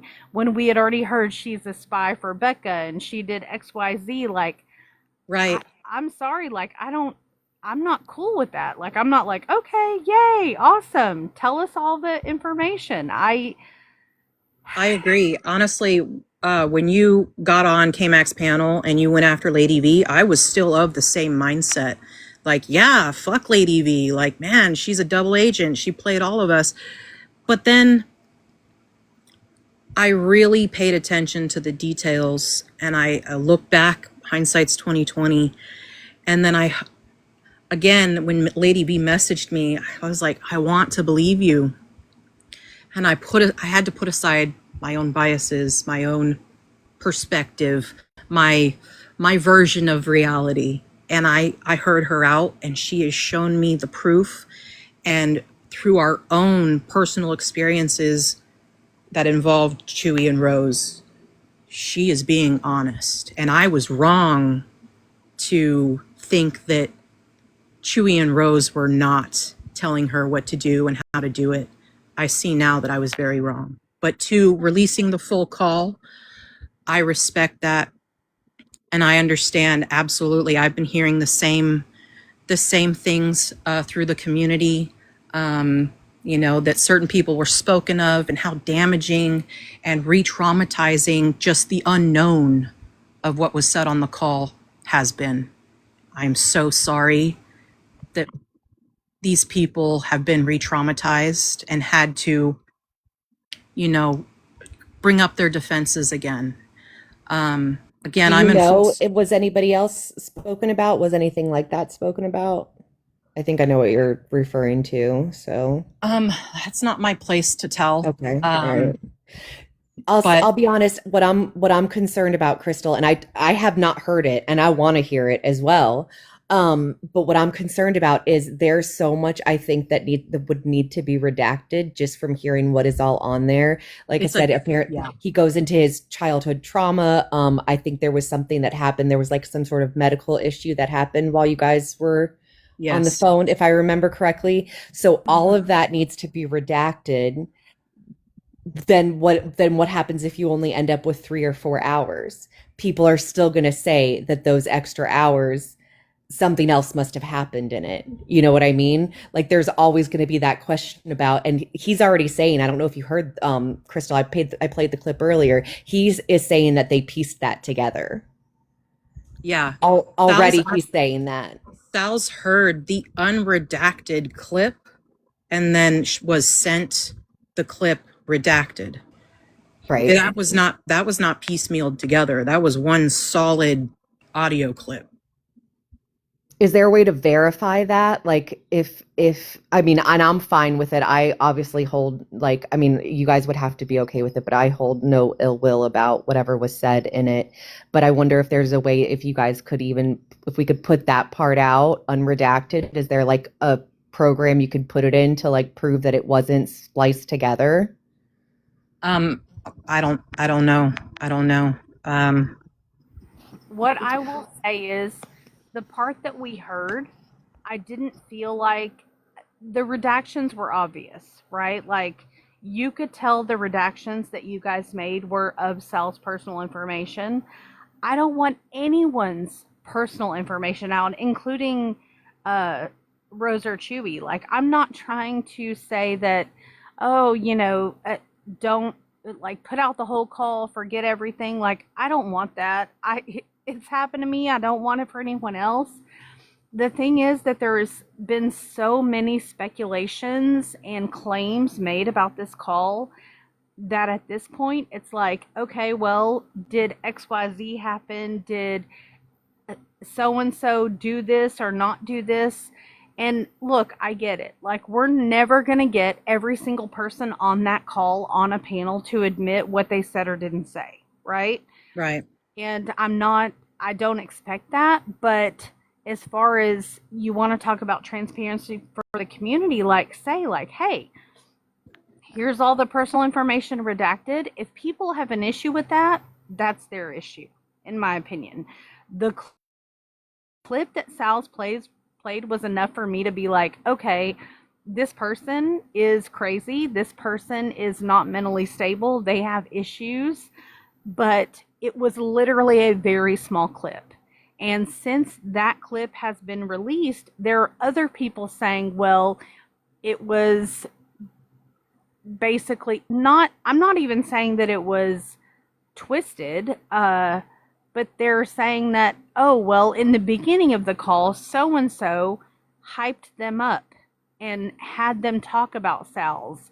And so-and-so did this and so-and-so did that. And then other people were spoken about in the call for X amount of time. So I think for the community to say, like, okay, we're going to redact all personal information of anyone involved, play the entire call that we have, I truly think that would be best for everyone to put it to bed and say, okay, here, total transparency, here's what we have. And Lady V, I mean no disrespect when I say this, like when you jumped on K-Mac's panel and were like, hey, what's up? It's totally fine. Like, hey, it's cool. I was like, why is everyone acting like this is cool? Like, this person said in a live that was supposed to be private, not so private, that she was a mole for everyone and working behind the scenes against everyone. Like, I'm sorry. I don't, as much as people think the whole everyone on the pro side and the FBI is, doing all this shady shit. Well, it's coming out that, like, we're not the shady ones. Yes. And yeah. We're not doing the shady shit, but other people are doing shady shit, but it's protected. And I don't like that. And again, I don't mean any disrespect, but like... Well, I will say this. I have shown some things to 2 people on this panel and a few other people. And I could 100% put everything out there, and I can promise you that when it does come out, I think eyes will be opened, and I can understand and respect your feelings, and I am more than willing to have private conversations. But I've already apologized for absolutely everything, and I have not spoken about everything, and I will. And when it comes right down to it, I didn't mean to pop in any way, shape, or form in any manner of disrespect. I came back for Sal's. It took a few people really working on me to get me to come back and start speaking up. And to prove your point on that, I very much agree. The pro side has been blamed for a lot of shit, and I helped by sending clips and making sure people got those clips. And yeah, I'm not claiming to be innocent by any means. But again, I will state 1,000%, I thought I was helping. I thought I was doing something good. And when things were presented to me at the time, I did not look at them the way I am looking at them now and realizing what I helped do.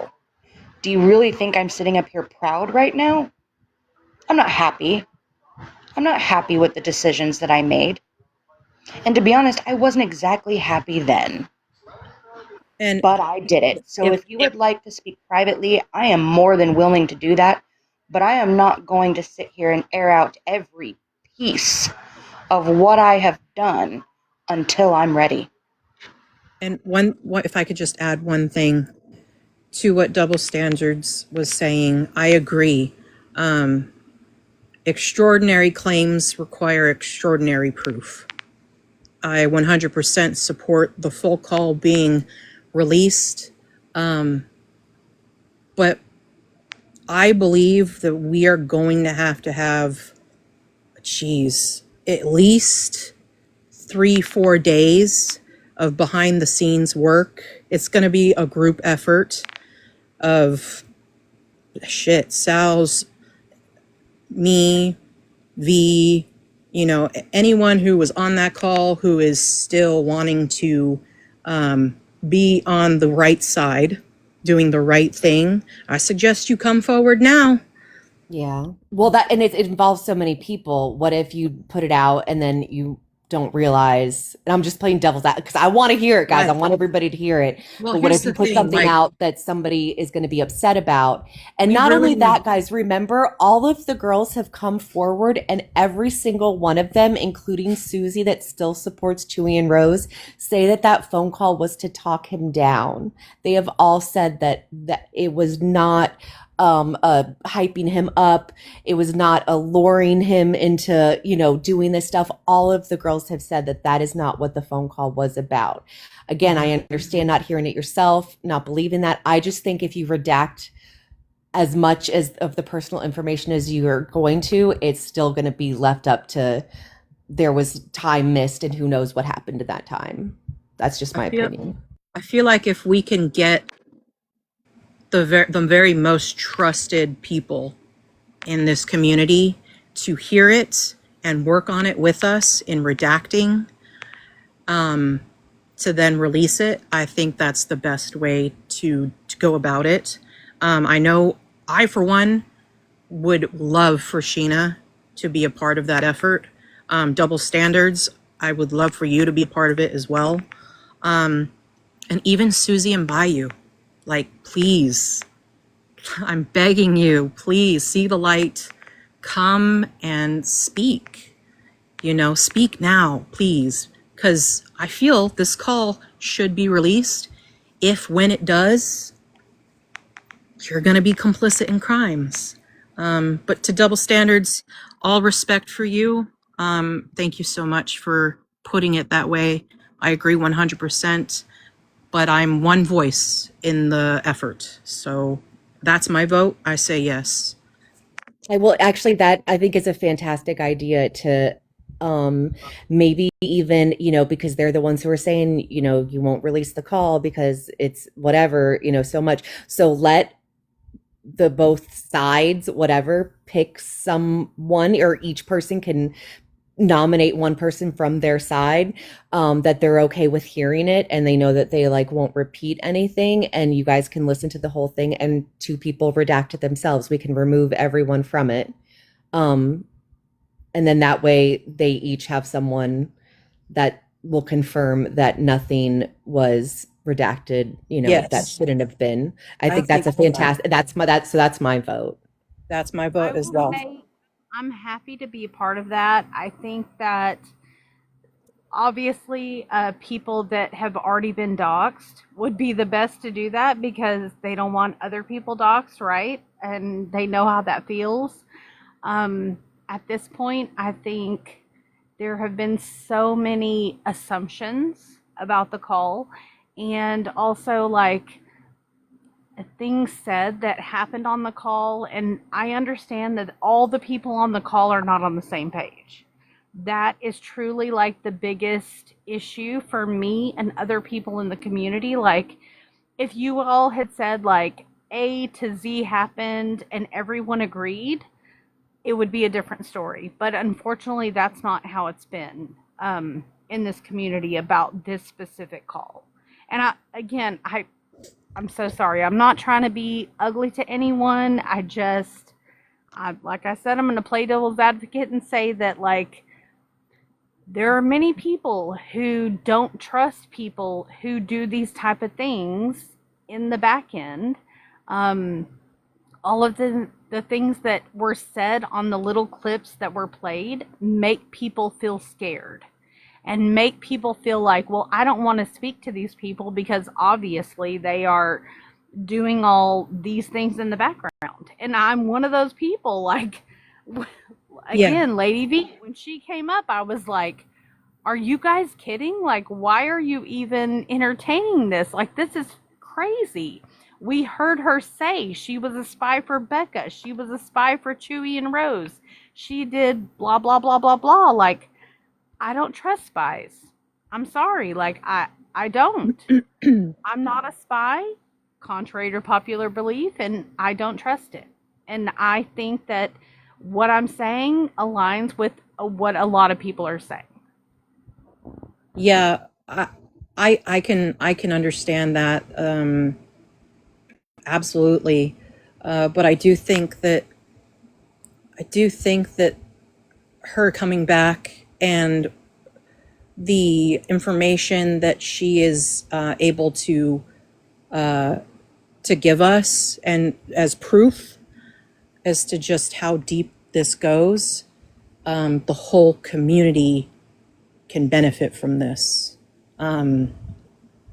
It's irrefutable, and I do think that at the end of it, the good will outweigh the bad that she played her role in. And I'm not denying that it was a very critical role that she played in dealing damage. Absolutely. But all I can say is I've seen it, and the good that she can do to really unite this community and to come to an understanding of how deep this all goes and who it leads back to. Lady V is the one that unfortunately, she's the only one that we have access to. And to disregard what she says would also hinder us to anyone else who would then want to come forward. So I say proceed with caution, and hear her out, and let's give her the opportunity to do some good, to undo the bad. Sorry, I rambled. No, I never meant to disregard her. It wasn't that. It was the flippant and nonchalant attitude that she came up with. If she had started with a different tone and manner in that live, I never would have come up. Like, I was in bed already. I was ready to go to sleep. And then it was like, oh. And then she said, like, no, you didn't hear that. And she obviously wasn't aware that we all heard that private, not so private live. Yeah. The thing is, for me, is, again, transparency, right? Like, we got drug over the coals for a Discord call about copyright issues and how it affected everyone in the community and how people were being talked about and the things that we've been accused of, and none of it adds up. So for me, this whole call, and again, even for Salz, like, I think everyone in the community would benefit from hearing it from beginning to end, all personal information about anyone involved redacted.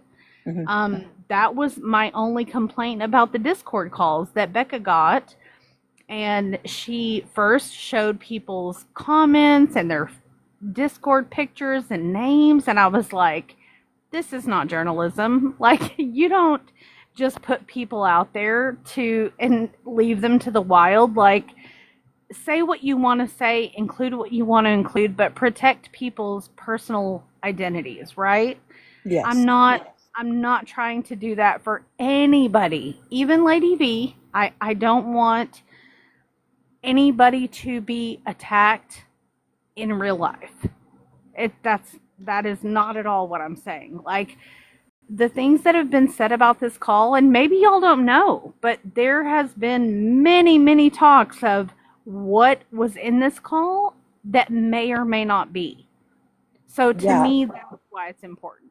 I would welcome, if you could, if you want, because I know you have me blocked, and I've got to respect that. But any Yeah, no, if you information that's block been anyone that's said, problematic at all, I apologize. That's not a personal thing. oh no, I don't take it personally. You got to protect yourself and your family. I get it. But if you have anything that you feel I need to be made aware of that I can help answer, please, sorry to Volin told you what to do here, Salz, but please forward it to Salz and she can forward it to me. And if I'm able to answer it, I will readily answer what I can confidently state as my truth, it's fact. And that also goes for, what I may not even be aware of what's been said about the call. Knowledge is power. So please educate me. Send me the information of what's been said, who it's been said about.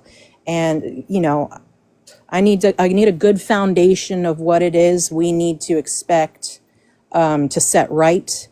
And yeah, please. Well, I can say for one that there are certain people that were supposedly on the call that were that was said that they were again hyping Chewy up to go after Salz and say XYZ, like, she is doing this, she is doing that. If that didn't happen, then that shouldn't be said about those people, whomever those people were. As well as it's been said that other people were spoken about in the call, not just Salz.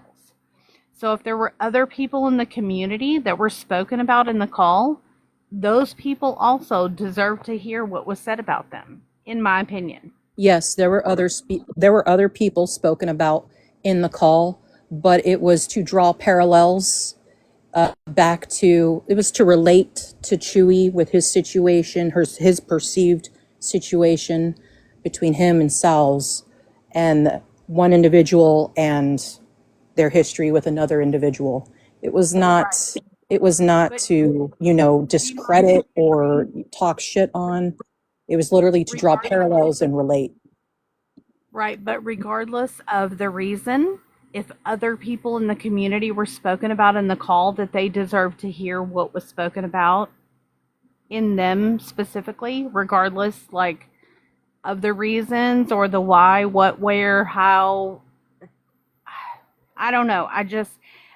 For example, if I was spoken about on the call, I would want to hear everything that was said about me personally. Same, And absolutely. People in the community are also feeling like, okay, well, X person was told they were spoken about. So if they deserve to hear it as well, whether it was good, bad, or indifferent. If you're going to have full transparency, you need to have full transparency for everyone. Yes. I'm glad you guys sent that to Salz. Like, 100,000%. Like, she deserved to hear what was said about her, but I agree the same for everyone else who was spoken about in the call. I can say that I had an individual reach out to me and they asked if they were discussed in the call. And I was honest with her and I did say yes, but it was in regards to draw parallels between that situation and the Chewy and Rose situation. And this individual, to her credit, said she knows that the people on the call who came forward did the right thing. She can recognize that. And that speaks volumes to me. And I do think that leaves room for some reparations to be made. So I agree. If I was spoken on a call, I would want to know because I have loved ones, I have friends, and I have people in this community who I feel I still need to protect. So I agree 100%. Yeah, people who were spoken on the call deserve to know what was said, how it was said, the context, the whole call, I believe, should be released with appropriate redactions. Sheena's hand is being raised, but I just want to point out too, Oh, like sorry. what is that going to be for everyone? Is that going to be like, for everyone's consumption? Because what if people don't want what was discussed about them being like, where do you draw the line?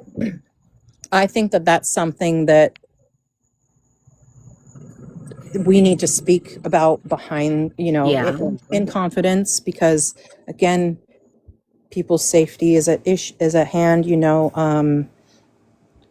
so I think there has to be nuance in how we handle it, and what's agreed upon to be released. But I do think that I would feel comfortable if Sheena were to hear the call in its entirety, unredacted, and then to help advise on how to redact.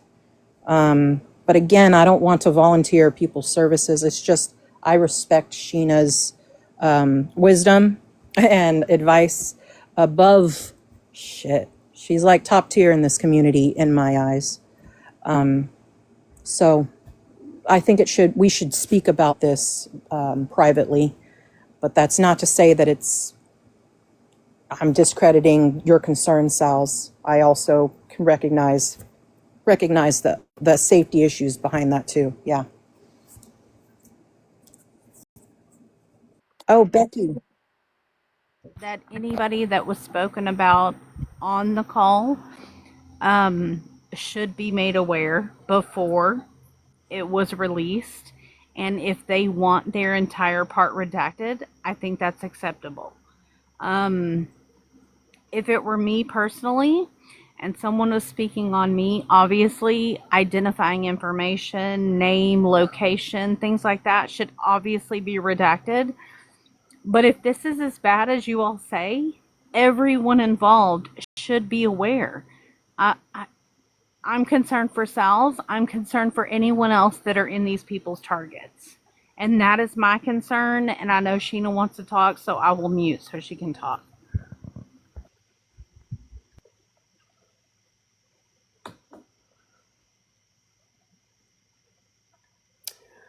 Are you wanting me to talk? Did you say me, Crystal?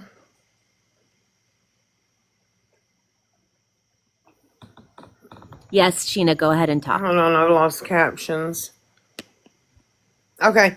I think you said me, Crystal. Okay, bear in mind that I cannot hear myself speak, so if you need to speak, just say my name and I'll read it in my captions. But here's where I come from on it.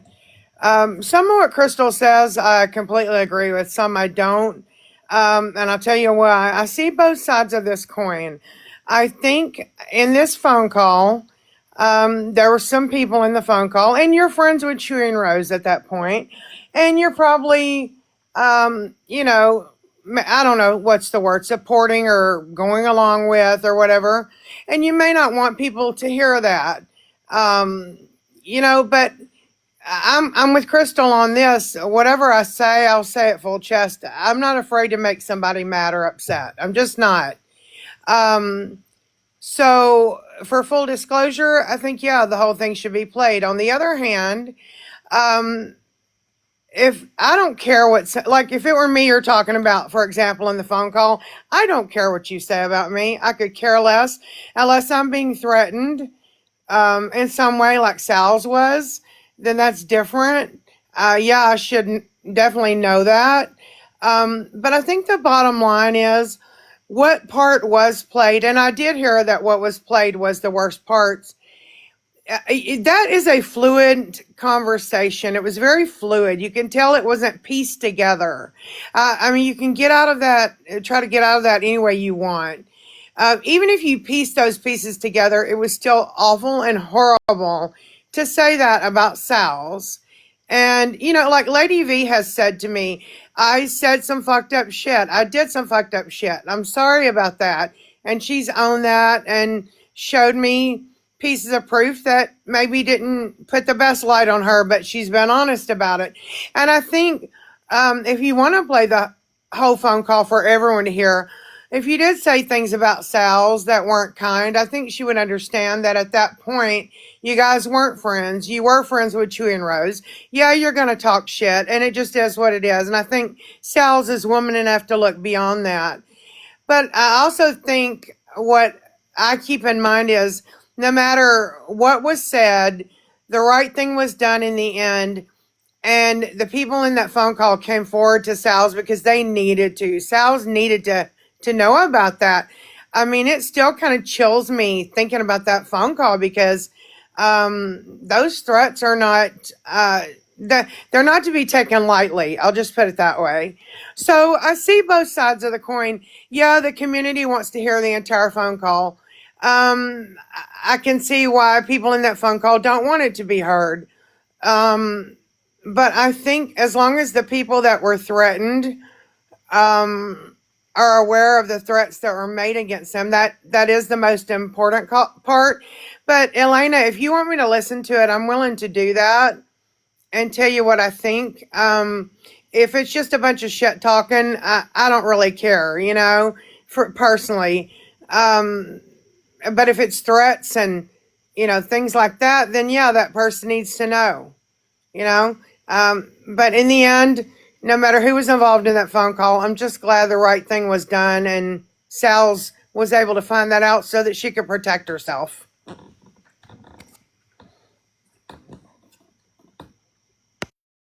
Thank you, Sheena, for speaking. Oh shit. Well, I'm going to be honest. It's up in the air as to whether or not the call still I think exists. too, like you have to think. The community thinks, well, if they don't play the whole phone call, are they hiding things? What are they hiding? And again, I see both sides of the coin. Some people could think, well, what are they hiding? But on the other hand, I think the main things that needed to come out came out. So I'm kind of torn, I guess, is what I'm saying. I'm done. I just want to say this from my end. Oh, go ahead, Becky. Go ahead. Sorry. I just wanted to say if you guys are gonna redact it together, like as a group thing, you should keep the childhood trauma part to one that has already heard it. Like, don't share that out with the whole group. That's all. That was just my suggestion. I just want to say to anyone I have obviously upset, you know what? I tried coming forward. I apologize if, you, Crystal, or I'm sorry, Double Standards, feel that I've made light of anything. You know what? I kind of thought I was doing the right thing by coming forward and speaking because Sal's deserved that on my end. But from this point on, figure it out for yourself then. If I understand you don't want to trust me, I understand nobody wants to trust me. I'm not going to doubt that. I'm not going to judge anyone for that. But this right here is exactly why I didn't come back earlier and say a word. This right here is exactly why I'm not putting out every piece of everything that I could. Because what's going to happen? You're going to find a reason to not believe it. You're going to find a reason because it's me. So that's fine. I won't speak on it again. Salz, thank you for having me up. Sheena, Myra, Elena, you guys are incredibly strong, and your strength is something that I admire very much, and you guys did an amazing thing. Thank you. Well, you know, I'll be honest, I did talk to my local police about this call, and what they told me is that I did nothing illegal. Now, the reasoning for the recording of the call was because of the stuff that we were being told in the past. and we were just trying to keep notes of, we're trying to basically compare to things that they were saying to us in the past, and then it was like, well, what are they going to say on this call? And we wanted to find out what they wanted to tell us, and that's why the recording happened. But I never recorded anything before that, or because it was out of respect to them, that again, they made us feel like we were trusted and that they loved us and all of that. But I don't know, it's a lot that's been happening in here, and I don't know how to say this.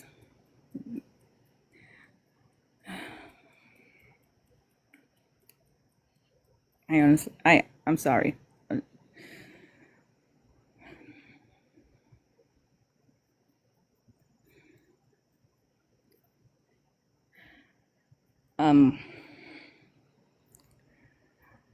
I'll talk to Elena about this in private.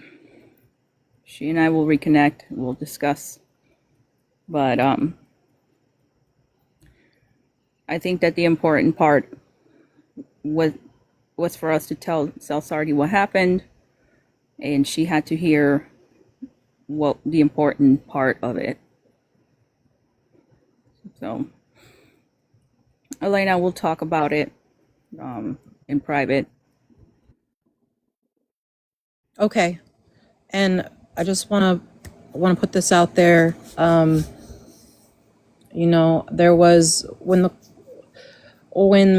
Mimi's live was happening and K-Max live was happening, there was some stuff that I was not aware of to the full extent. Accusations of, a lot of hurt and animosity to someone's character and their history throughout the community with certain individuals. I'm still not fully aware of the details of what happened. But what I can say is what I've seen from Myra since we connected and we started talking, and with how deep and how fretful this has all been for her and for me. We spent many hours speaking, and Myra has never shown me to be a vindictive person. She is one of the few people that I respect and I admire in this community. And she never showed me a side of her that ever made me question, like, oh my God, who is this person? If anything, she was very open about how much effort she's put into changing her behaviors through therapy, extensive therapy, and prioritizing her health through healthy coping mechanisms. And she's really put in the work to be a better person. And that's the Myra that I have come to know. And I'm not trying to make it so that the version of her that other people have experienced has not existed. Okay, I'm just saying I see how hard she's been working to be a better person, and how hard she's worked to prioritize her family, her relationships, her friendships. And I hope that if the conversation happens to where reparations can be made, I hope that there can be some sort of understanding and some kind of forgiveness. But that's all I'll say on that. And Myra, I love you, and I've missed you. And yeah, we need to talk. Yeah, I love you too, Elena, and I missed you too. And It's just, for me, it's like people, was I messy last year? Yes, I was. I was very messy. And I said horrible things that I can never take back. And I'm not that person. I'm a different person today. And I don't need to prove that to anyone. I'm working on myself just because I want to do this for myself. It's not for anyone, it's for me. For my family, for my kids. And that's all I have to say about that.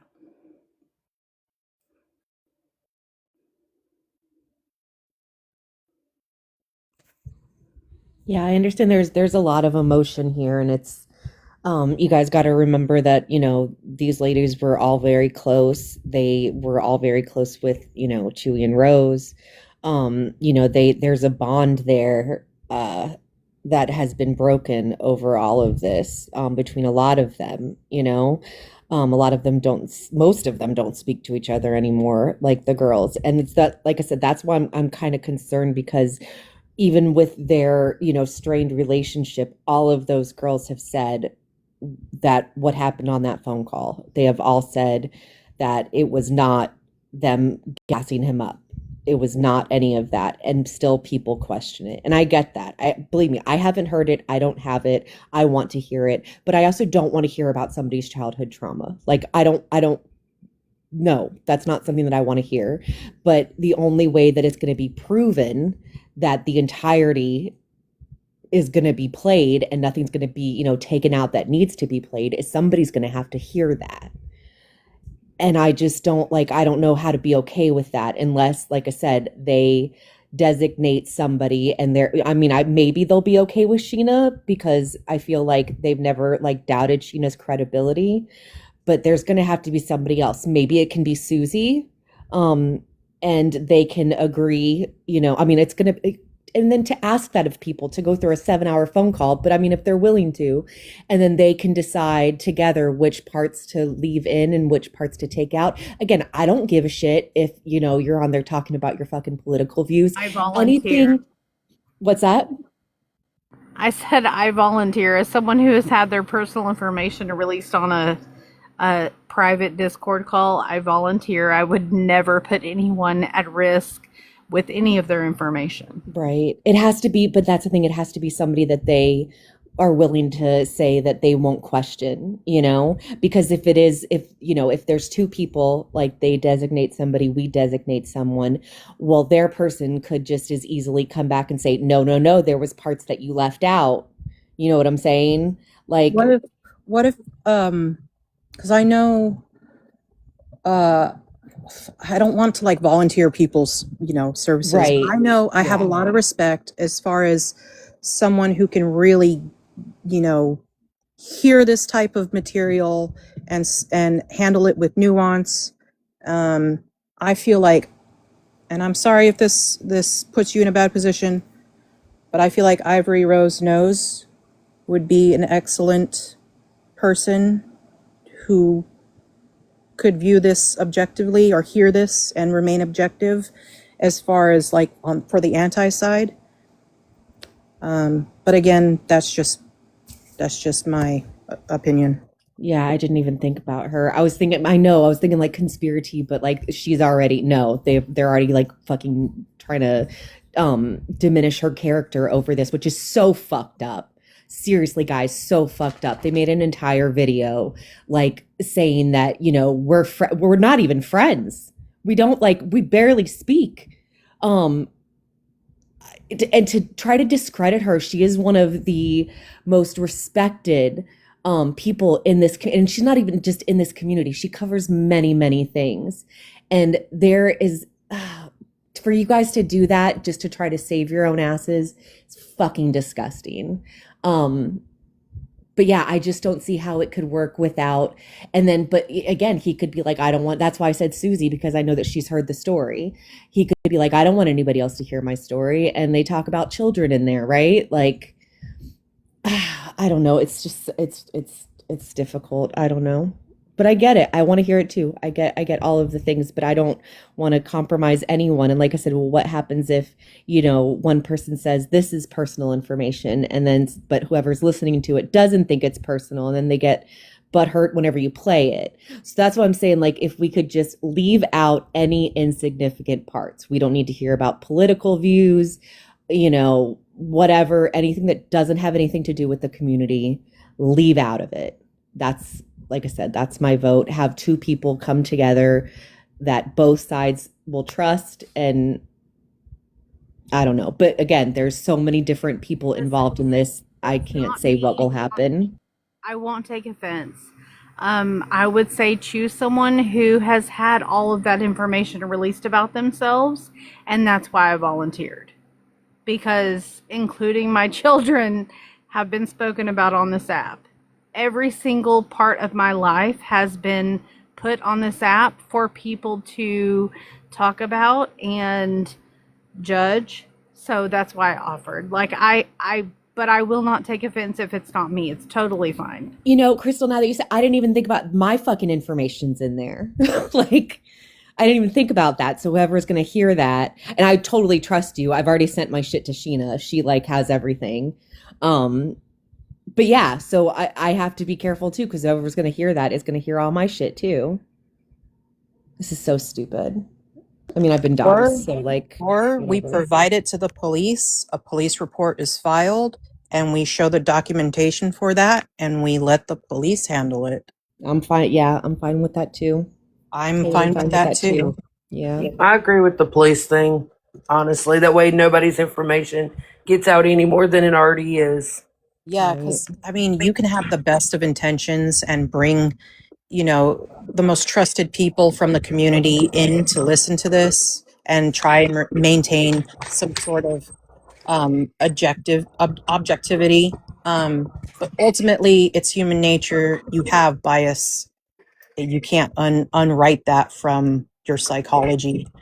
So not to say that, that won't happen. I do still think that we can benefit from having the people who were spoken on listen to what was said about them. But I do think put it to the police, get a police report, show that as proof to the community, and then what happens, happens. Yeah, I think that would be better to protect everybody involved, honestly, and protect the private information that's in that call. I'm not sure what's all in it, but from what y'all are saying, I think that would be a better idea, honestly. It'd be a safer idea. Well, here we are.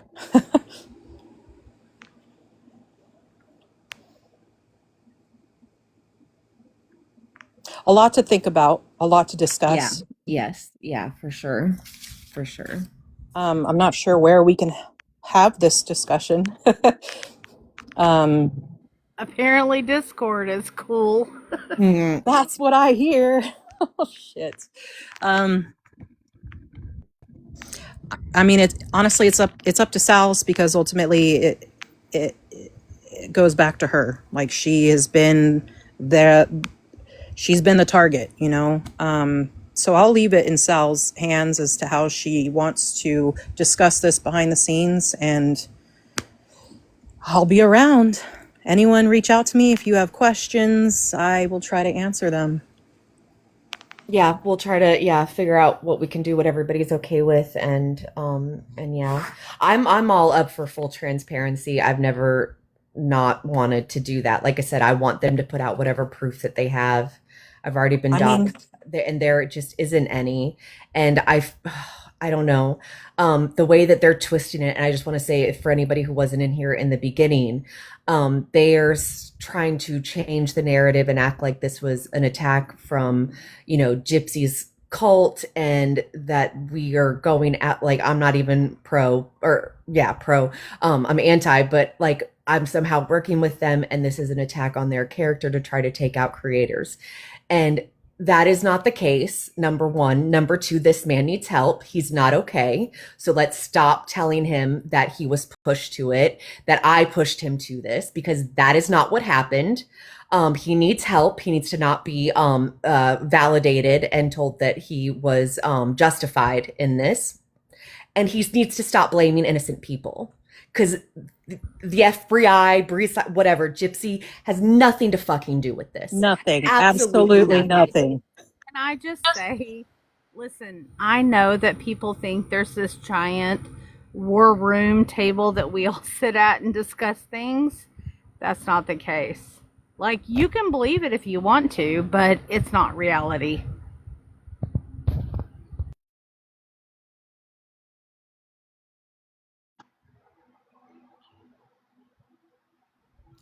As far as I understand, and Elena, you guys may be able to answer this better, but she's asking, is there, besides the physical threats that we've obviously already heard, is there anything else in the call that's criminal or you would consider criminal?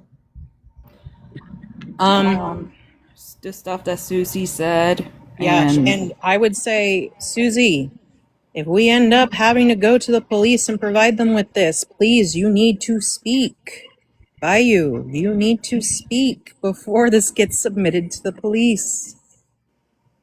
I'm just going to say again, as a person in the chat, the fact that 2 people went on Mimi's panel and 2 people went on another panel, it was very concerning and confusing for all of us.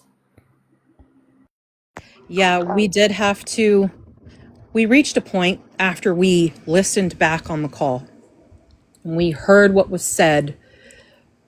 We reached a point where we didn't know if Susie and Bayou could clean cut and disengage from Chewy and Rose completely and maintain our trust long enough to get it to Salz. As it was, it took me days to think about this. It took, like, me, Myra Peachy, we discussed it at length, the pros, the cons, and ultimately we had to do what we had to do, and we couldn't guarantee that Susie and Bayou could overlook their years of friendship with Chewy and Rose to do the right thing. So we had to keep them in the dark, and rightfully so, because come to find out, Bayou knew a lot of stuff that she lied to us about, and Susie is still supporting them. So I think we made the right call, and I think that's what led to them going up on Mimi's panel. They wanted to get ahead of it. Yeah. And then we got up on K-Mac's panel because I want to make it clear.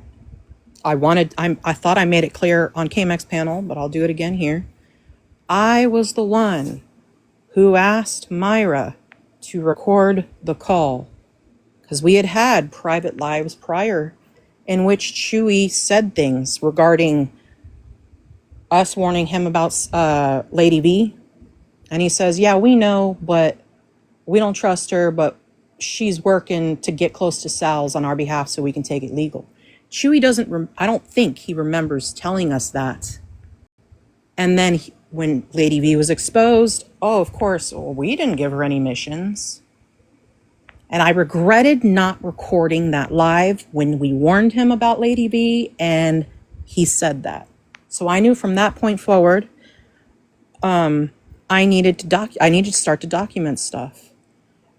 In addition to that, when Salz went on Sheena's panel, I don't remember the date of it, but she was saying how people are being sent to her rental property. Solicitors are being sent to her rental property. I said, oh, fuck, this is gone. Sorry for cussing. I said, this is gone real life now. Now we have to document. So when the Booty Bandit clip happened, I put it to my story. I figured Chewy and Rose were going to reach out to us. And sure as shit, they did. So I got on call with Myra and Peachy ahead of bringing in Susie and Bayou for the scheduled call. And we all agreed, and I asked, please record the call. Now, the nickname that we had for Myra in our group chat. We call her 2 terabyte Myra. No one else had the space to record it. Not me, not Peachy. So the only person who could record it was Myra. I asked her to do it. She agreed. We were covering our asses because at this point it had gone real life. They were lying to us. I was talking to Salz, and Salz was revealing a lot of stuff that they said they didn't do, or they denied doing.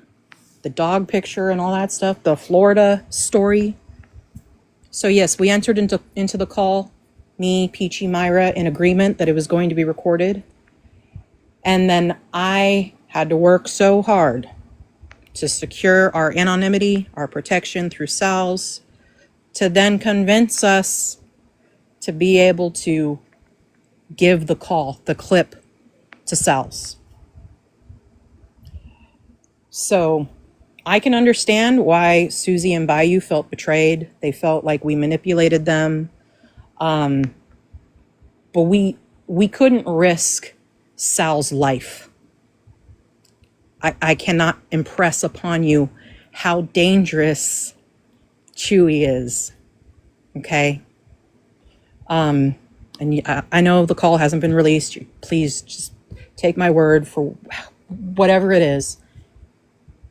Hearing him on that playback was terrifying. Because again, I wasn't on the call when he confessed all that shit. So when I heard that, the hairs on the back of my neck stood up. And I said, okay, ladies, now it's time. We got to move. So we did what we had to do. We kept Susie Bayou in the dark because we couldn't guarantee that they would keep their mouths shut, that they would be able to disengage fully from Chewy and Rose. We kept them in the dark. We gave the clip to Sal's and we moved. So yeah, they went to Mimi's panel. I don't know why they went to Mimi, of all people. And we went to K-Max. And that's how it played out. Yeah, I agree. Go to the police. Absolutely. Absolutely. But Well, it's Sal's. It's Sal's call to make with that. yeah, I already went to the police on my end and I explained what was being said towards the end of the call, and they told me nothing they can do because the one that would have to do it will be Sal's. And they said to me that I did the right thing by letting her know and giving her that clip. And to explain things further, again, whether I'm believed or not, I kind of don't care at this point. I had been letting Sal's know for a bit what was going on and what I'd been asked to do. If you guys think the danger in that phone call is the only part to this, there is so much more. And Marley, you can keep ugging me and you don't trust me and you don't like me. I don't care anymore. I don't care. So keep your snide comments to your damn self. All right, okay, all right. No fighting, no fighting. Lady, It's listen, do you But when it understand? comes down to it, Listen, yeah, I understand. You're not going to believe me. I get that. no, Thank you, double standard. I didn't I say, get it, I okay? didn't say You've that gone at after me all. enough. I Hang didn't on, say V, that at all. calm down. Emotions are high. We can get through this. Let's just listen to each other, set aside emotions. We got this.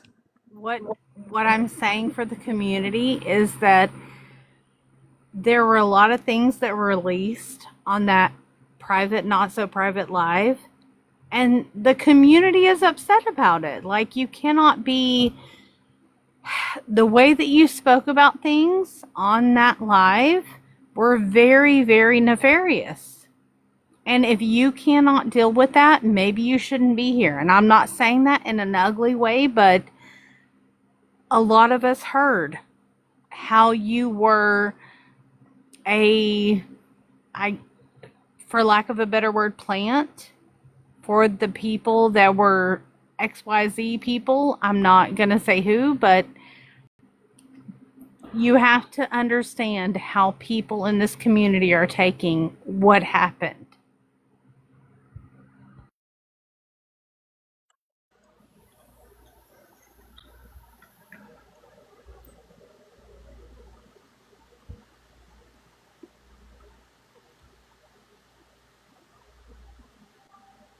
Yeah, Lady V, I understand where you're coming from. I really do. Like, I for 4 or 5 months, I was called every single day a liar, every single day. So I understand. But all you can keep doing is keep telling your truth, keep being who you are. If you want to step away from it, I understand and I respect it. But um, I'm gonna keep going because I know the truth. I know what actually happened. I know that what they're saying is lies, and I'm not gonna let other people go down for somebody else's fuckery. Uh, I'm just not gonna do it. And so let them question you. The truth is always gonna come to light. So as long as you're telling the truth, you have nothing to worry about. That's my opinion. Can I just ask a genuine question? What would you like to hear from Lady V that could, do you want her to take accountability for how she behaved on that call, what was said? Because I know I've seen the proof. We've spoken at length. And again, I was at odds with her. Like, I wanted to take her down. I thought she was a double agent for Becca. And I mean, when I heard that call, I was like, oh my God. But it was Chewy's reaction that I was like, oh shit. And I told Salz, I said, if you can get Lady V to roll on Chewy and Rose, you're gonna have all your proof right there. And Lady V has had to work extremely hard to recover a lot of the data that she had. Did you So hear the call? I I did. mean, I not did. not the part about Chewy and Rose, not that call. The other call with her friends that she Yeah, thought was private. with Pretzi and Cheeky. Yes, I heard it. Yes. I heard it. So And that is why the community is like, hello? What? yeah, Like, there are so many things. If you tell me that you were told to send a link to somebody to track their IP address and you relished in that, that's an issue for me and for other people. Like, you but cannot say that, like, all these things that she did were so innocent. Like, it was not innocent. but The things that came out were not okay. there are details that Lady V has told me. I guess the best way to describe them is she put in fail safes into the actions that she was taking to set Sheena up so that it would look like she was doing nefarious shit and it would gain Chewy and Rose's trust, or however that dynamic was working. But she made sure that she wasn't actually doing that. I don't know how to describe it. Okay, but you understand how nefarious that sounds, right? Yeah, again, criminal activity. Criminal activity. Yeah, Yes.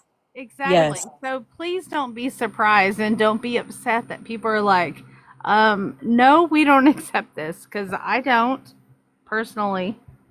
Yeah. Yeah. I understand people's inherent distrust because we all heard the call. It was not good. I mean, it was very, very bad. Again, I can't promise. I can't promise anything. And this may come to bite all of us in the ass. But what I've seen as what Lady V has shown me as proof. I mean, if you guys don't want to ever hear from her on a panel again regarding this stuff, I think that she can get down with that. But I do think that she still needs to feel like she's in a safe enough space. And if it ends up being just behind the scenes, I hope that I can provide that to her, and anyone else who has seen the proof can provide that to her, continue to keep that safe space for her, because the stuff that she has is detrimental. No one else has it. I understand that, but if you listen to that entire live from beginning to end, she was very flippant and like Oh, yeah, whatever. Okay. Yeah. Who cares? It was not presented how you're presenting it right now. No disrespect, Lady V, but like the whole thing, you coming back, you were like, oh, I was on a call. What? Oh. It, no. Well, she's in the call. She's not lying. She was really fucking good at what she was doing. So good, in fact, that fuck, I can't say it, but so good, in fact, that we need her. That's all I can say. She was so good at what she was doing Okay, that but that's horrible. I know. That's I not know okay. it's I'm horrible. sorry. I'm just going to speak for everyone and say it's not okay. And it wasn't okay.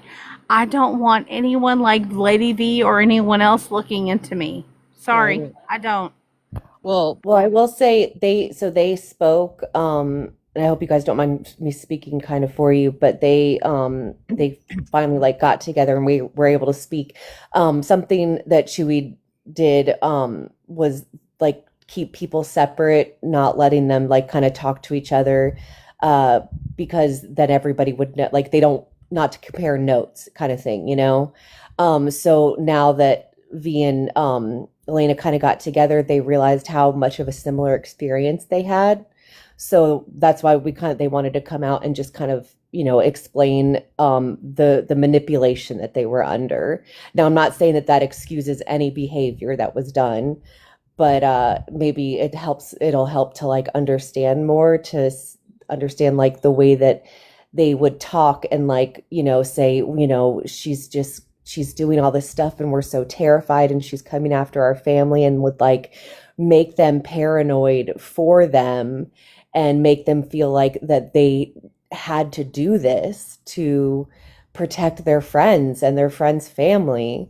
And that can be like a lot of guilt, especially whenever it's somebody that you really care about. Like imagine if Bree was telling you that, you know, I mean, not, she would never would, but you know what I'm saying? Like you would want to do everything that you could to like help that person. So I'm not excusing it, but I'm just saying that's kind of what I've been hearing from them. And they've been comparing, you know, their experiences and realizing just how much they were manipulated by these people. And for what? And For what?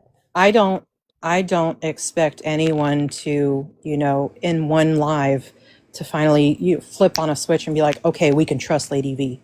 No, if anything, trust your gut, proceed with caution, you know, and don't fully trust people online. Like you can't. You have to protect yourself. You have to keep your priorities straight.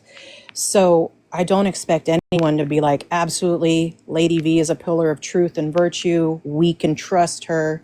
I'm not asking that. I don't expect it. I think it's healthy to remain guarded and suspicious of everyone involved, including me. I that's the smart way to do it.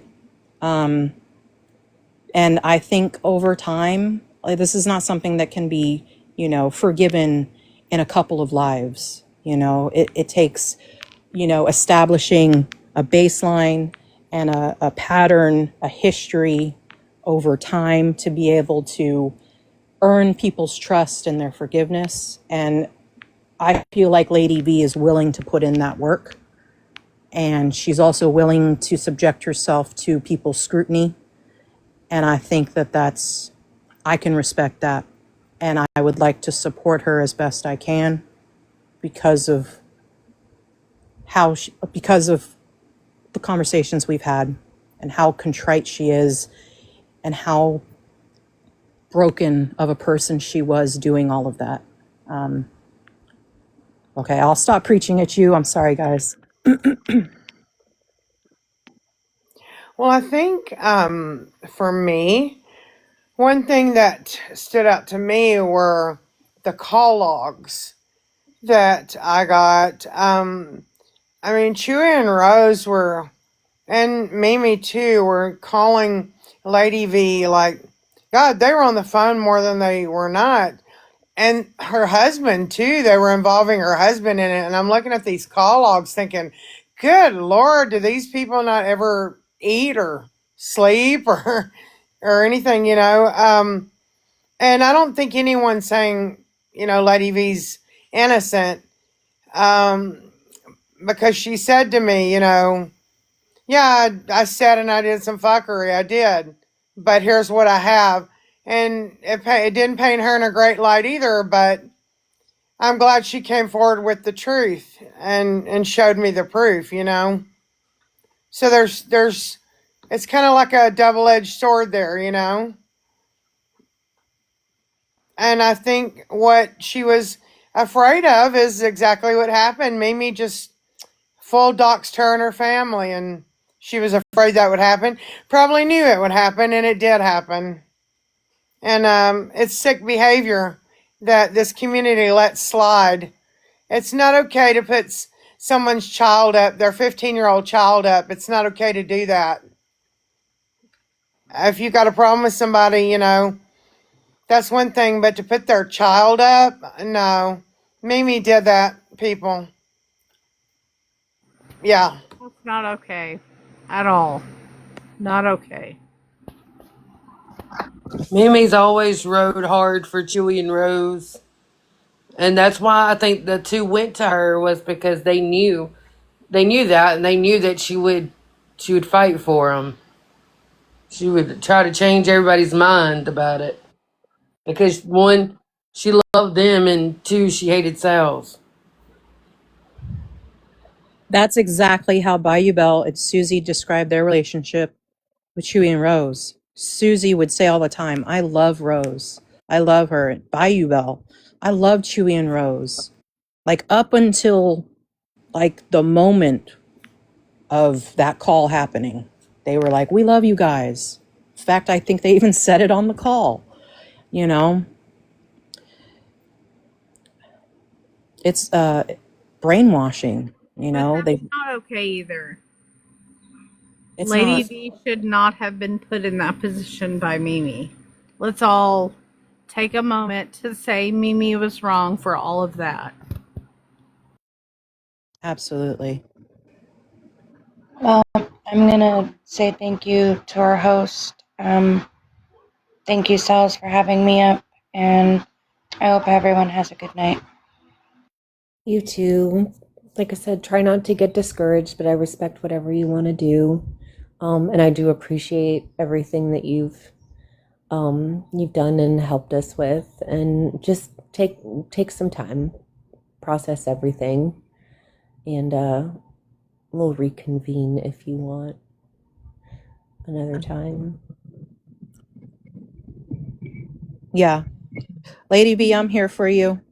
You know how to reach me. And thank you for coming up on panel.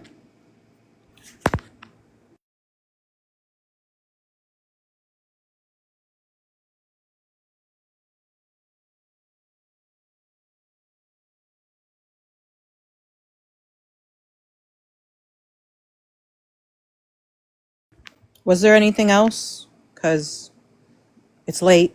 And I have Yeah, it is church. pretty I have late. church in the morning. Oh no, I'm so sorry. Okay. Yeah, we'll go ahead and shut it down. I appreciate everybody coming and being here, and yeah, we'll definitely, there's so much more to go over and talk about, but let's see what we can figure out, and hopefully I just want all the truth out. I just want the truth out, and it's the innocent people to stop getting blamed. It's not fair, and it needs to stop. The Yeah. bullshit needs to stop. Yeah. And Enough is again, enough. I would like to reiterate to Susie and Bayou, please speak. Please come forward, because now is the time. Please. It's all going to come out. So what side do you want to be on in the end? The side of truth, or on the side that will not show any proof whatsoever? All they have is claims. And people who choose to still support Chewy and Rose, you have a right to ask for proof. Mm-hmm. That is your right. You are choosing to support these people, and in return, they owe it to you to be truthful and honest. Yeah. So ask for the proof. Especially on the internet, just because you care about someone, that does not mean that they are being honest with you. So Do not, yeah, say, encourage them. You don't even have to say, I want to see the proof. Say, okay, well, show it, like show them, put her in her place, right? Put it all out there, show everybody. And I promise you it's not going to be able to. But all right, thank you everybody for being here. Yeah, we will. Okay, I will. Yeah, so maybe we can go live tomorrow or the next day. I don't know. We'll discuss. Thank you, Crystal. Thank you everybody for being here. I appreciate it. Yes, thank you, You know, host. Thank you for having us out. my Elena, panel's we'll always talk available tomorrow. for you, Salz. You know I that. appreciate that, Coffee. Yes, I appreciate that. All right, good night, everybody. Good Good night. night. Good night.